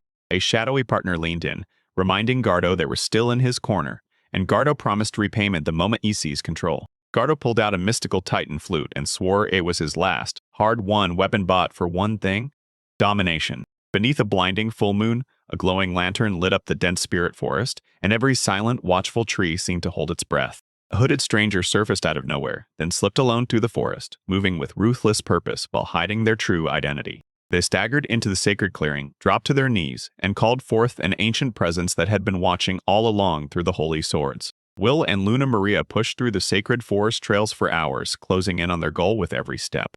Even with no idea what lay ahead in that strange, twisted forest, they pushed forward anyway, pinning their hopes on a divine guidance lurking just out of sight. Luna Maria senses it too. This holy aura is getting stronger, and they push forward, racing straight for the legendary sword's hidden resting place up ahead. Will sinks into peaceful memories with Karen, while the calm forest wraps everything in rare, quiet moments of reflection. They still smile thinking about Karen's nonstop energy and chatter like her presence never really left, even after that brief visit. Even with the unease gnawing at them, Luna Maria refuses to break. She stays hopeful and pushes forward, hell-bent on finding the legendary holy sword. They push through and, at last, break into a clearing where the holy sword shines like it's calling to them.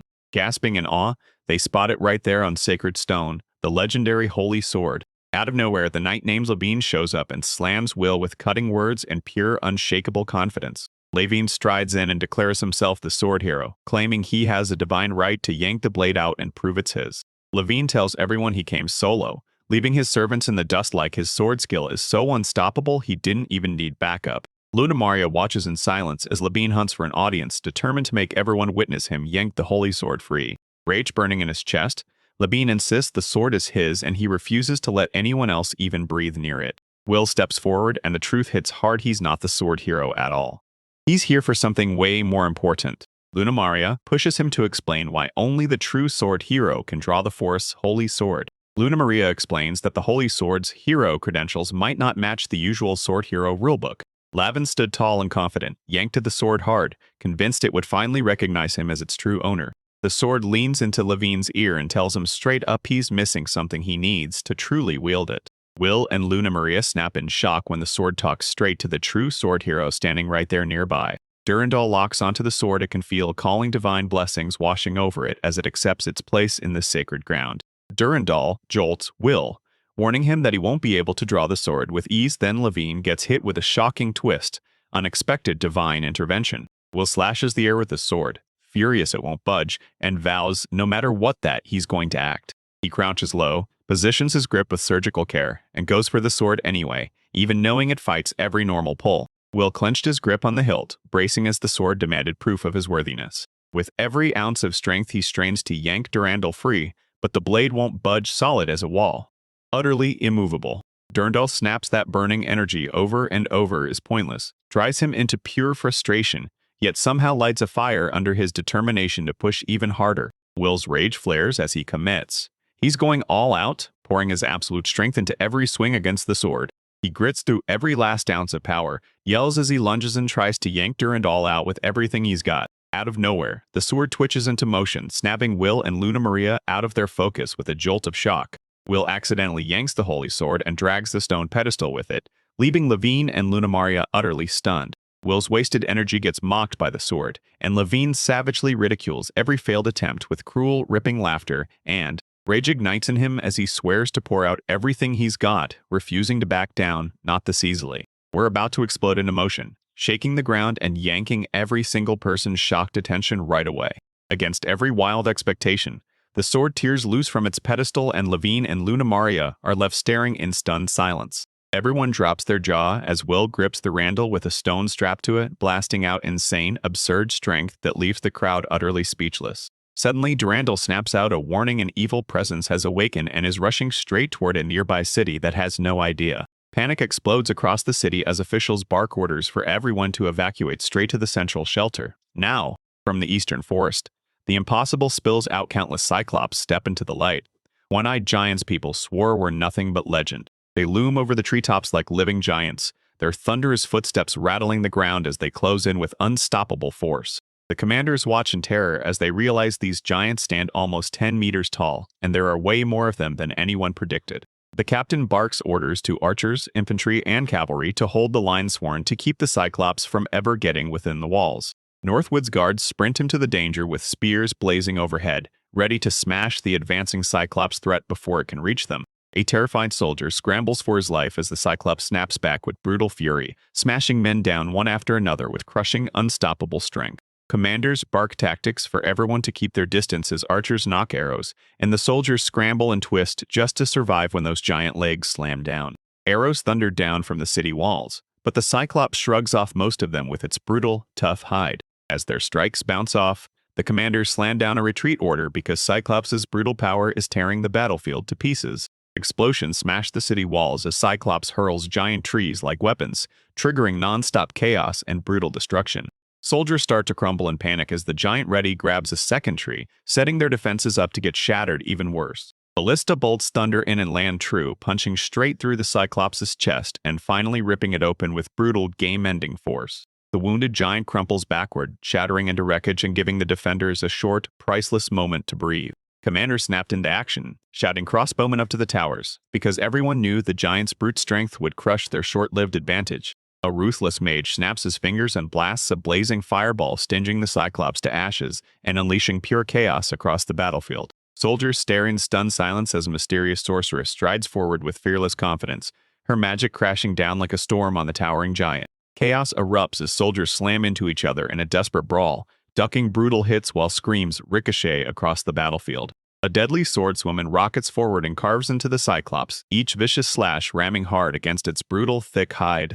Amid the wreckage, a young healer steps forward, stitches up a room full of wounded soldiers, and leaves even the commanders stunned by the raw power they never saw coming. Two women step forward with pride, revealing themselves as the Sword Hero's companions, and their calm, reassuring presence boosts the defenders' courage and morale. They reveal that adventurers all across the city have banded together for the defense, yet the Sword Hero is still nowhere to be found, and nobody can explain why. Leaders slam together their forces, begging the adventurers to join up and save the city, but their worry only grew louder as they faced the hero's sudden absence. Meanwhile, Levine rockets through the wilderness with Luna Maria in his arms, his insane speed leaving everyone who sees him completely stunned. Even though everyone worries about her safety, Levine pushes for pure speed, refusing to waste a second as she races toward her destination. Levin barrels forward, eyes blazing with pure resolve, and you can practically feel the weight of everything about to explode around him. The divine seal guarding the land shattered, and long-suppressed ancient powers surged free. The shattered seal flings you straight back to God's holy war showdown with the Demon Lord. Now those Cyclops and nightmare monsters sealed away long ago are bursting back to life, like the leftover wreckage of a brutal war between light and darkness. Heroes lock arms and realize the real danger isn't the invasion at all. It's the ancient evil begging to rise again. Resurrection of ancient evil. Speculation goes wild about forbidden tools cracking the Cyclops open. But Levine shuts it down fast. He's insisting it's something else entirely. Worried sick for the city's safety, he'll rush back right away, refusing to leave anyone trapped and in danger. Will weighs his options for a split second, then turns to Levine and says, "You've got this." Because the crisis won't wait. Levine flat out refuses, swearing he'll reach the city faster on his own, no extra companions to drag him down. Their companion strides forward, volunteering to stay behind, while the rest dash back fast to defend. When panic hits, Will leans on the same tried-and-true move, replaying the technique that once crushed it during his mother's exam. With Luna Maria in his arms, he strides through the forest like a pro, and his companions can't help but trust his stamina and lightning-fast navigation. With pure determination, he charges straight into the challenge, swearing he'll be first to reach endangered city.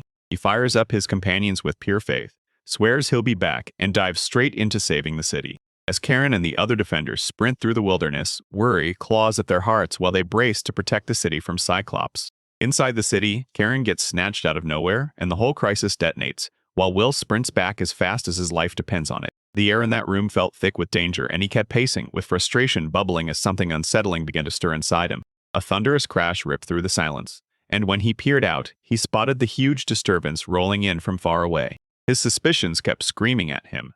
This invasion wasn't some dumb coincidence. Too many weird things were exploding onto the scene one after another, way too fast. Panic hit the air as the servant burst in, shouting that they had to evacuate right now.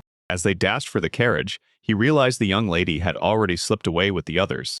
The door explodes inward as the enemy swarm in, and the young lady is yanked into a hostage grip. A furious man screams at the hostage's father to move right now, while the threat spikes higher, and the air turns razor-thin with terror. The young lady trembles as she blurts, "Dad," and begs forgiveness, terrified she's just another weight tangled in the chaos. The father clenches his teeth, and pure rage and heartbreak churn together while his daughter pays the price, trapped in the chaos the intruders unleash. He finally gives in, lets the weight of that choice crash down on him, and swears he'll do whatever they demand. He barges in and demands his daughter be freed first, then spits that she's just a pawn in the whole sick game. The enemy leader smirks like he already knew, locks eyes with your team, and finally spills the real reason he's invading. Desperation hits hard as the man finally realizes, after everything they've survived, there's no way she's slipping away now.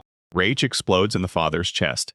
Then he lunges forward and swings hard, like fury is giving him rocket fuel in every step. His strike misses by a hair, then the enemy snaps into motion and the whole fight ignites into a deadly clash. The blade snaps out of its sheath, and just like that, violence crashes in right as the enemy lunges forward, charging a man shrieks in full panic as his eyes lock onto the swordsman closing in to strike. Then the man leans in, praises the servant's skill, and fully recognizes the threat hiding inside that decorative sword. The enemy sneers at him, hurling taunts because he still loses, especially after he hid behind his own daughter as a shield. Rage surges through the father's veins. He snaps into action, sword in hand, threatening the enemy like a wall, ready to protect his family at any cost.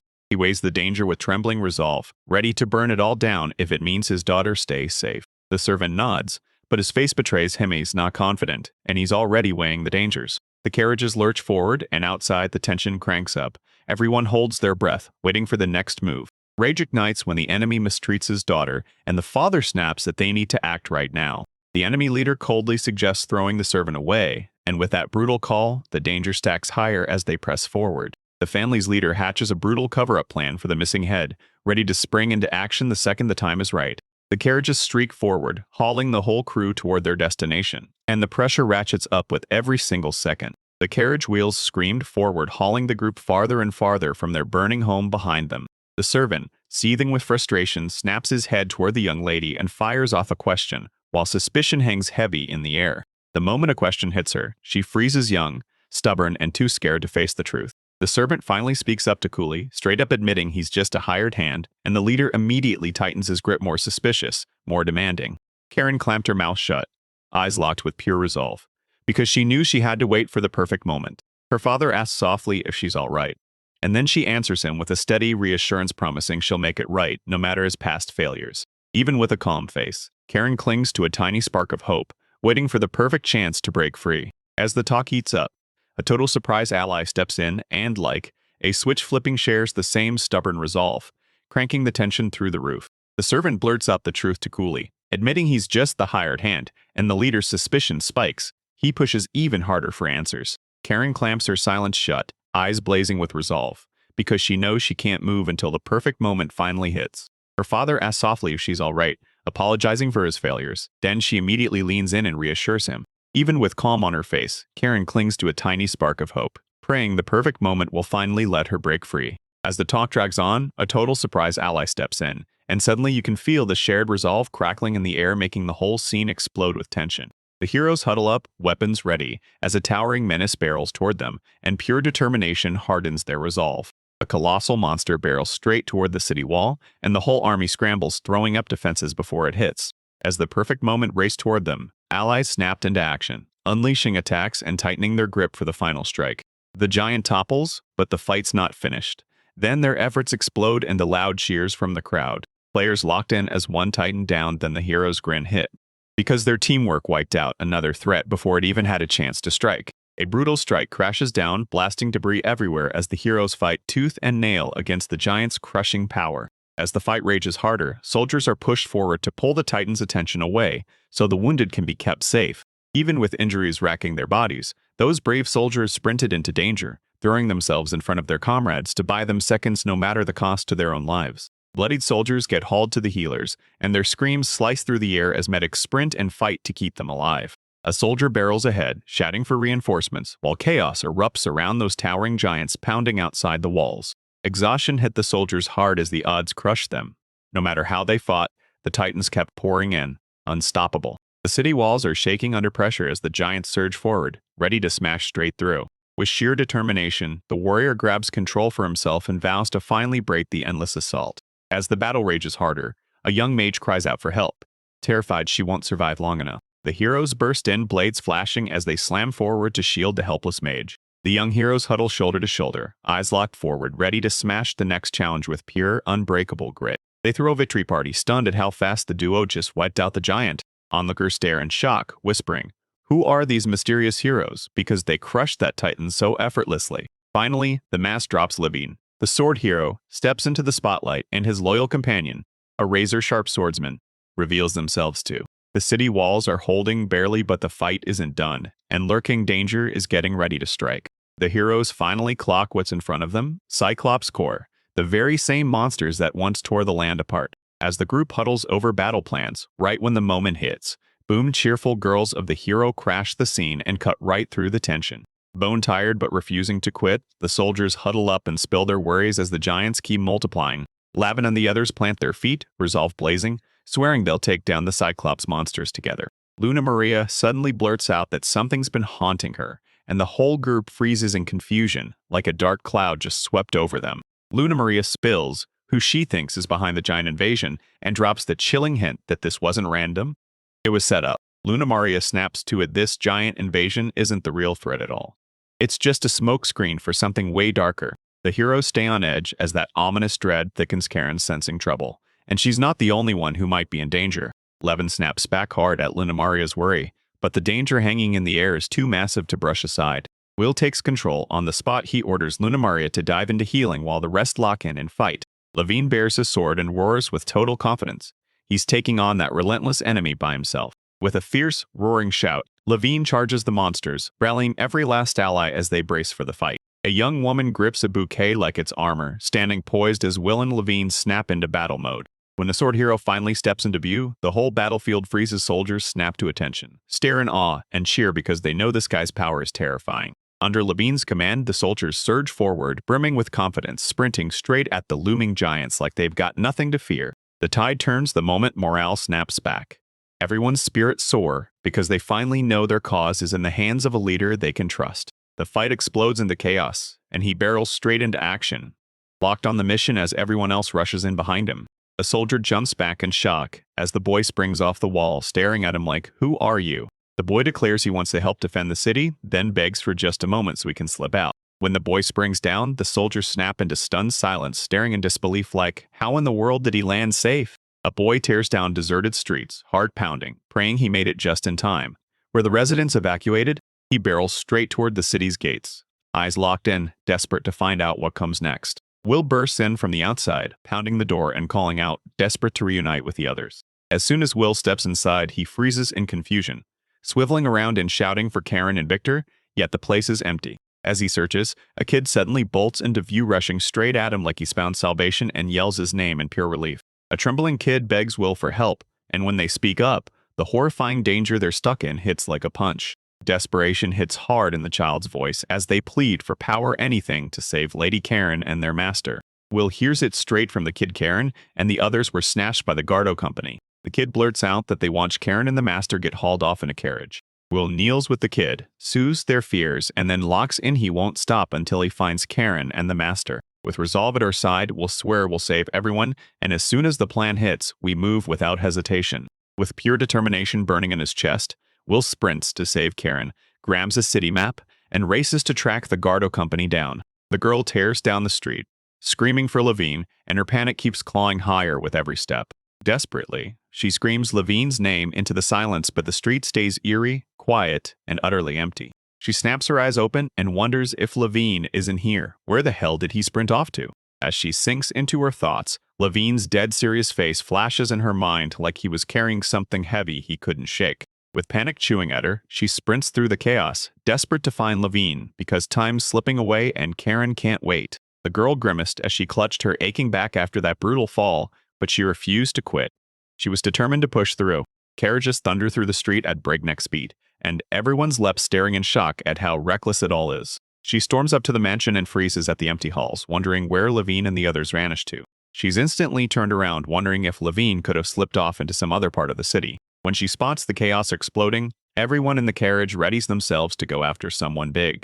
The Gardo company's boss, swathed in luxury and packed with smugness, sinks into a seat, grinning as he mocks his captive. The leader barks an order for his captive to kneel, but the prisoner fights back with everything he's got, sparking a brutal showdown. He'll raise his sword high and swear he'll tear through that prison to rescue the trapped members of the Anaheim family. Deep underground in Anaheim, a father and his daughter are chained by brutal magic, trapped and waiting for a cruel execution.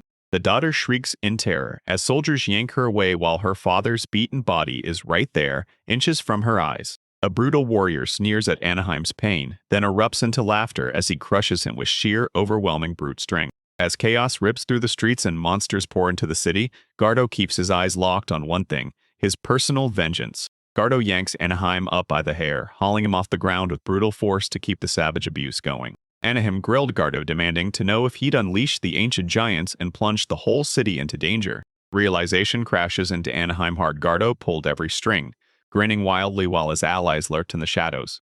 Watching in stunned silence, Gardo proudly brags that he broke the seal on the giants, and then he drops the real bombshell: he masterminded the whole catastrophe. Anaheim demands answers, screaming that if that giant keeps rampaging, it'll tear the whole city apart from the inside. Gardo finally drops the truth. He wants to seize the city, and he'll torch everything into chaos to do it. He confirms Anaheim's worst fears. If the giants ever slip past those city walls, they'll wipe the whole place out. Gardo twists everything on its head.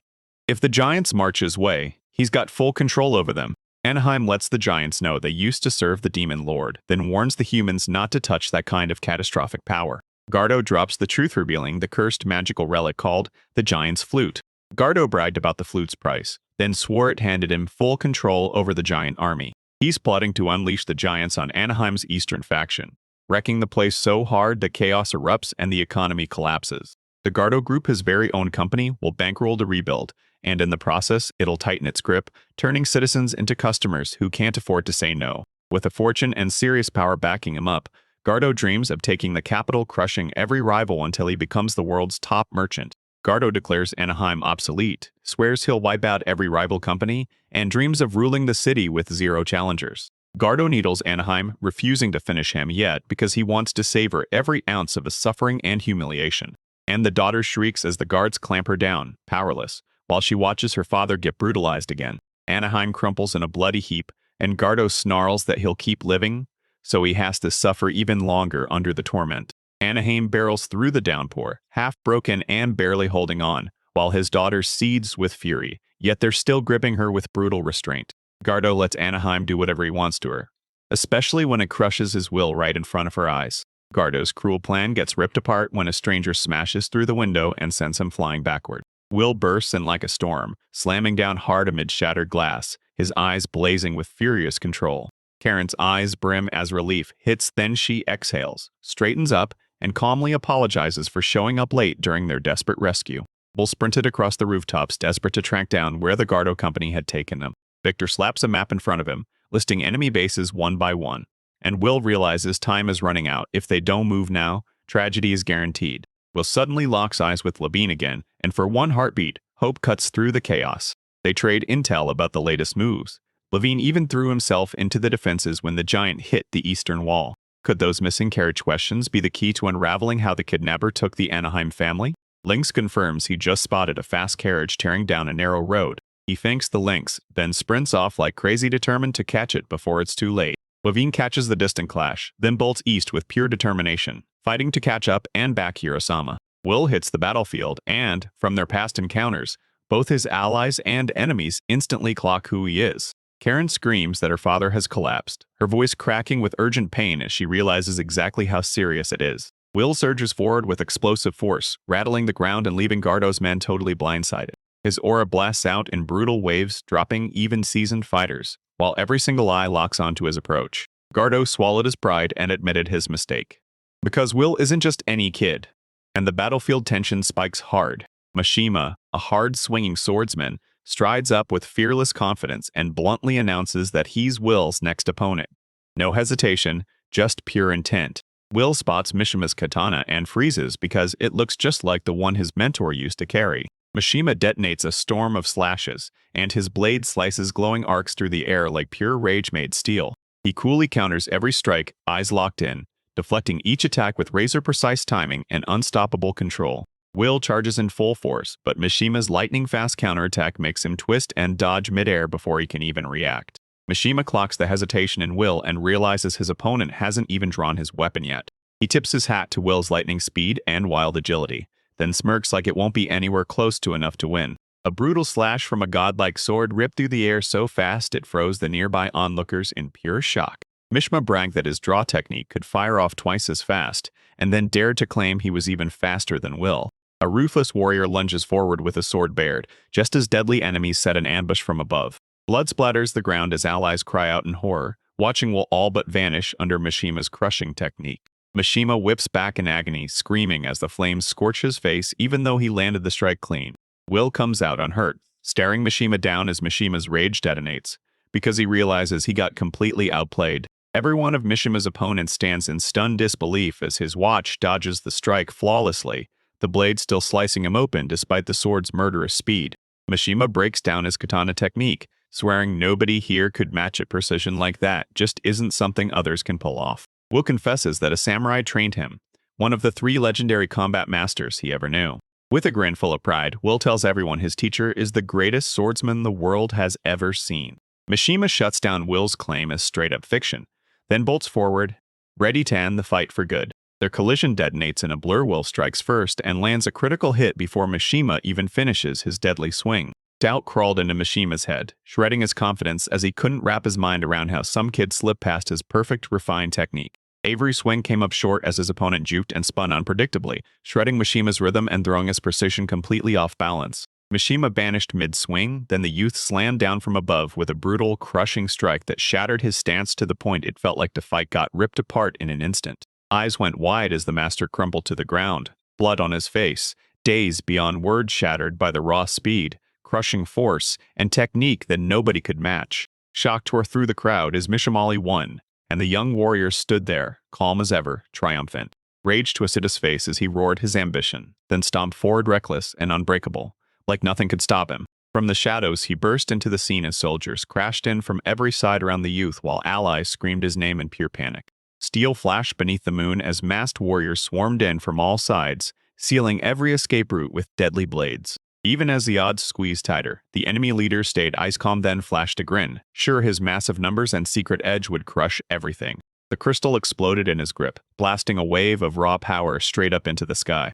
Gargoyle statues split open and shattered to the ground, then jerked into motion as glowing eyes snapped upward, staring down with pure, terrifying intent. Dozens of monsters dove from the sky, boxing in the boy with the soldiers as they sealed every escape route in every direction. With a smug grin, the villain dangled mercy like a prize. Pledge your loyalty, drop your pride, and don't so much as resist or fight back. With a soft, reassuring grin, the youth told Karen, "You're safe," then vowed he'd save both her and Victor. The command to kill detonated in the air, and a storm of blades crashed toward him from every direction. Right as the enemies lunged, a brutal blast detonated and sent their armored bodies skidding across the wrecked battlefield like ragdolls. So waves of energy blasted upward, shredding the gargoyles right out of the sky, while the young hero just strolled through the wreckage like it didn't even matter. Momentum never let up as blade flashed again, and with one unstoppable surge, he scattered the last of their resistance to nothing. Everyone gasped as dozens lay unconscious or wrecked, and the crowd couldn't even speak because the impossible outcome actually happened. With unwavering confidence, he strode in calmly and warned the final enemies to swallow defeat, now because dragging this fight on would only make it hopeless. With panic in his grip, the enemy snatched Karen and made it crystal clear. Hostages were still trapped under his twisted control. Makri's smirk turned to pure arrogance as he gloated and hissed threats, threatening her life just to shatter the young warrior's resolve. Out of nowhere, a calm figure stepped in behind the captors, his sword lifted, his face unshaken, as threats and fear slid right off him. Karen gasped when Johann burst back into the chaos, alive and proving he'd slipped out and sneaked in unnoticed during the whole brutal battle. Tears melted that steel-hard gaze, and in their wake came a rush of gratitude like fate finally handed him redemption and a last shot to finish his duty. Right as the traitor lunged for revenge, he reacted instantly, snagging the movement mid-step. He moved in one step, no hesitation, and a counterstrike snapped in fast and true, sealing the fight with a final blow so silent and irreversible it felt like the whole world stopped. Rope snapped free from her arms, and Karen burst forward shaking with disbelief, drowning in emotion, and finally tasting freedom. Tears streamed down her face as she pulled him into a fierce embrace, 100% certain that he'd come for her. With Victor bleeding out, Will promised them both that healing was right around the corner, pushing comfort and hope back into their hearts. Blood streamed from the villain's mouth, but he barked out laughter as he pushed himself up, refusing to swallow the idea of total defeat. Beans bulged across his face as dark energy roared through him, screaming that this was his last, reckless strike. The enemy's laughter boomed through the air as Will and his allies hunkered down in defense, shielding the fallen with everything they had. Luna Maria slammed her victory, and it sent a clear message to him. Turns out the gal already watched the company's grand ambitions get crushed. Defiant bared the forbidden giant's whistle like a weapon, then swore he'd bring ruin to everyone with a twisted, triumphant grin. A monstrous giant tore itself awake, one blazing eye snapping open as the whistle's power ripped through the world and unleashed devastation. Realizing what that whistle meant, the whole group snapped into panic when their enemy swore they'd be dragged into mutual destruction with him.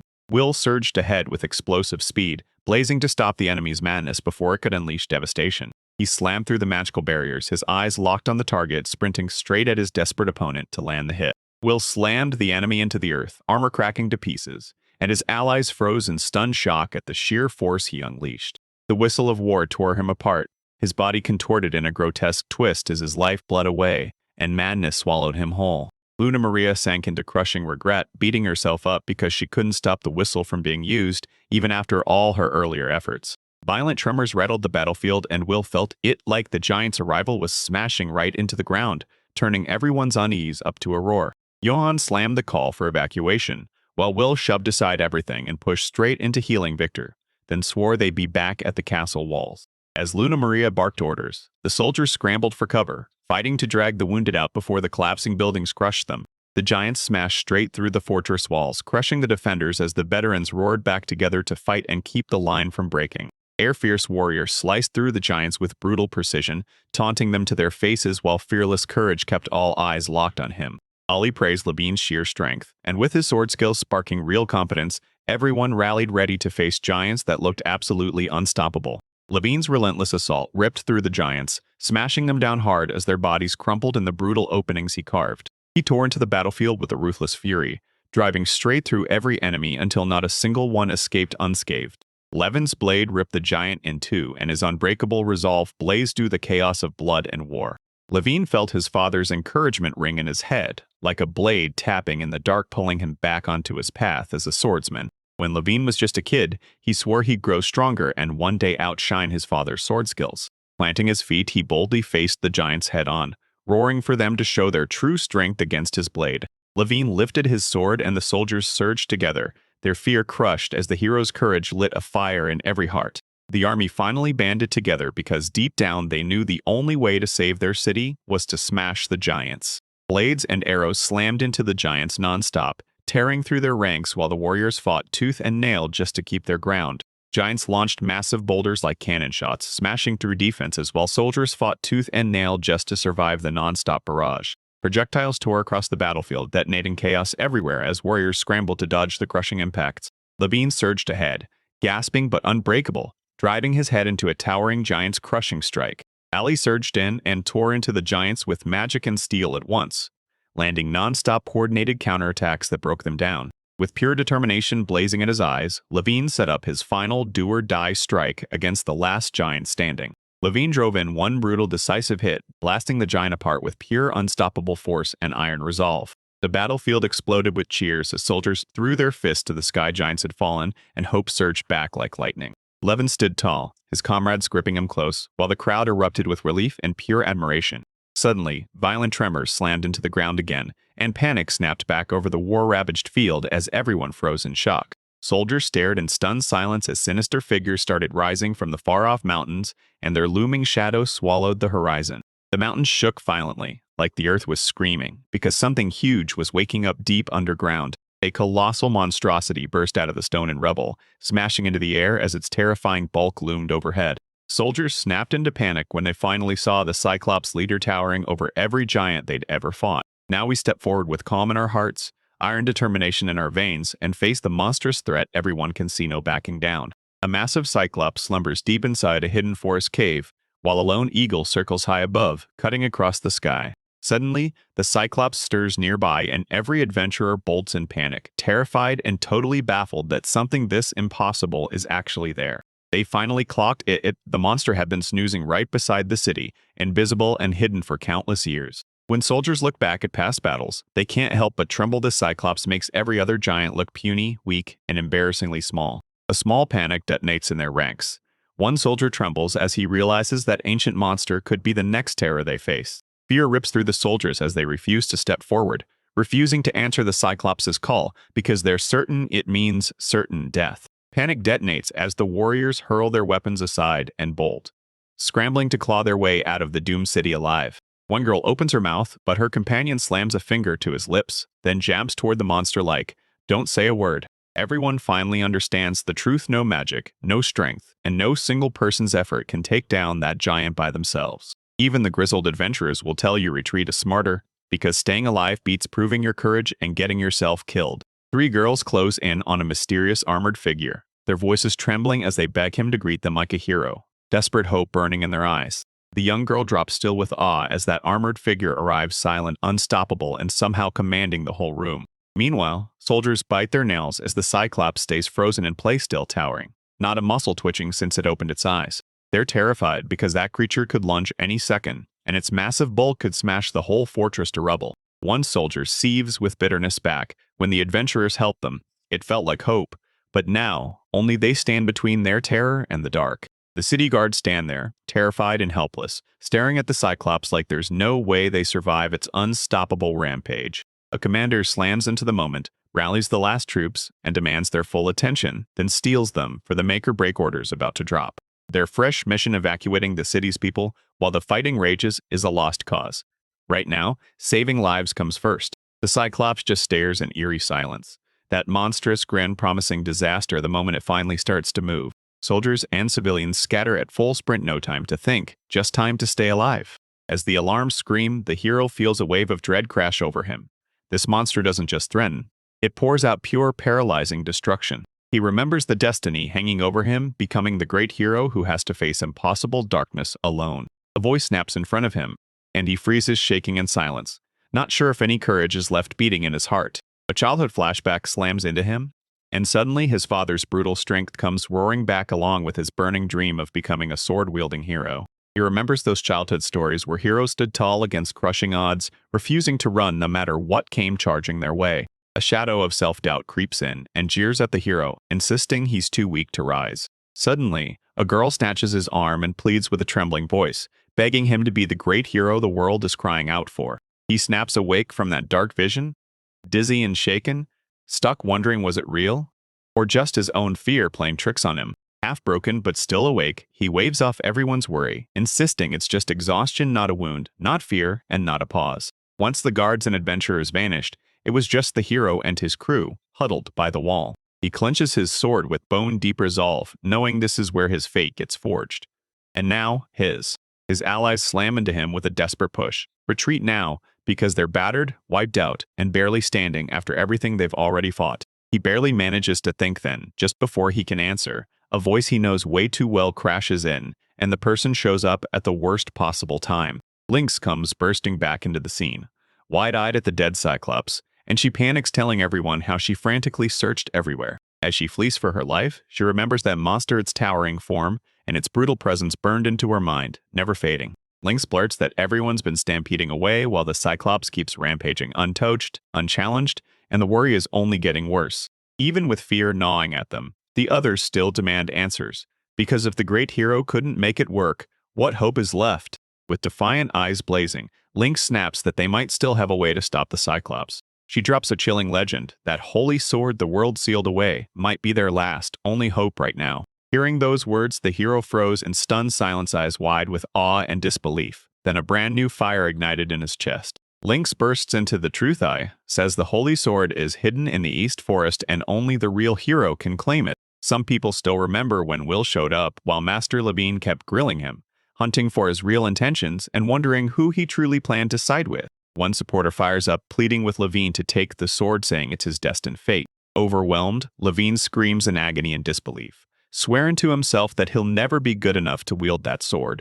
A girl steps forward, eyes full of heartbreak, and demands of Levine where was he really that morning. Levine finally breaks down and admits he tanked the holy sword trial. Turns out brute strength alone wasn't gonna cut it. Choked by expectations, he reels as doubt claws at his chest, turning his will to fight into something he can barely hold on to. Levine shoves off the help, screaming in agony as stones explode around him, like his own inner battle is cracking reality.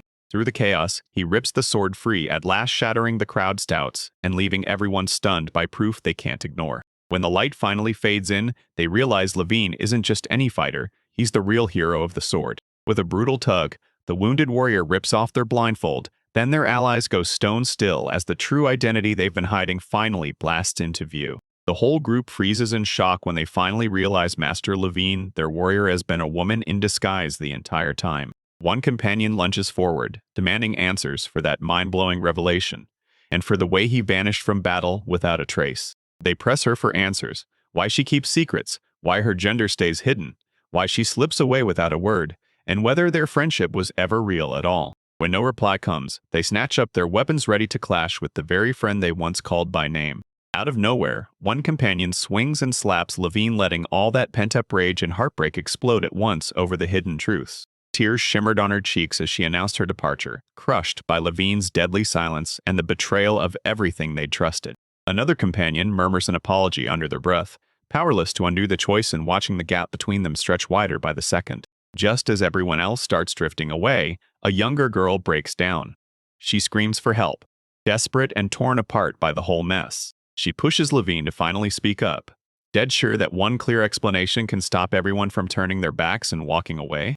When the girl snatches Levine's arm, his trembling eyes spill out a storm of buried rage, crushing guilt, and total exhaustion. He rips into a scream, shoves her away, shuts down any talk of heroism, and snarls for her to leave just like the rest. Alone, Levine clenches his fists as sorrow, rejection, and an unescapable truth crush down on him. Meanwhile, the group readies to leave the city, weighed down by confusion, choking sadness, and trust that split to pieces. Suddenly, somewhere else, a monstrous entity jerks awake, its massive body looming in the dark.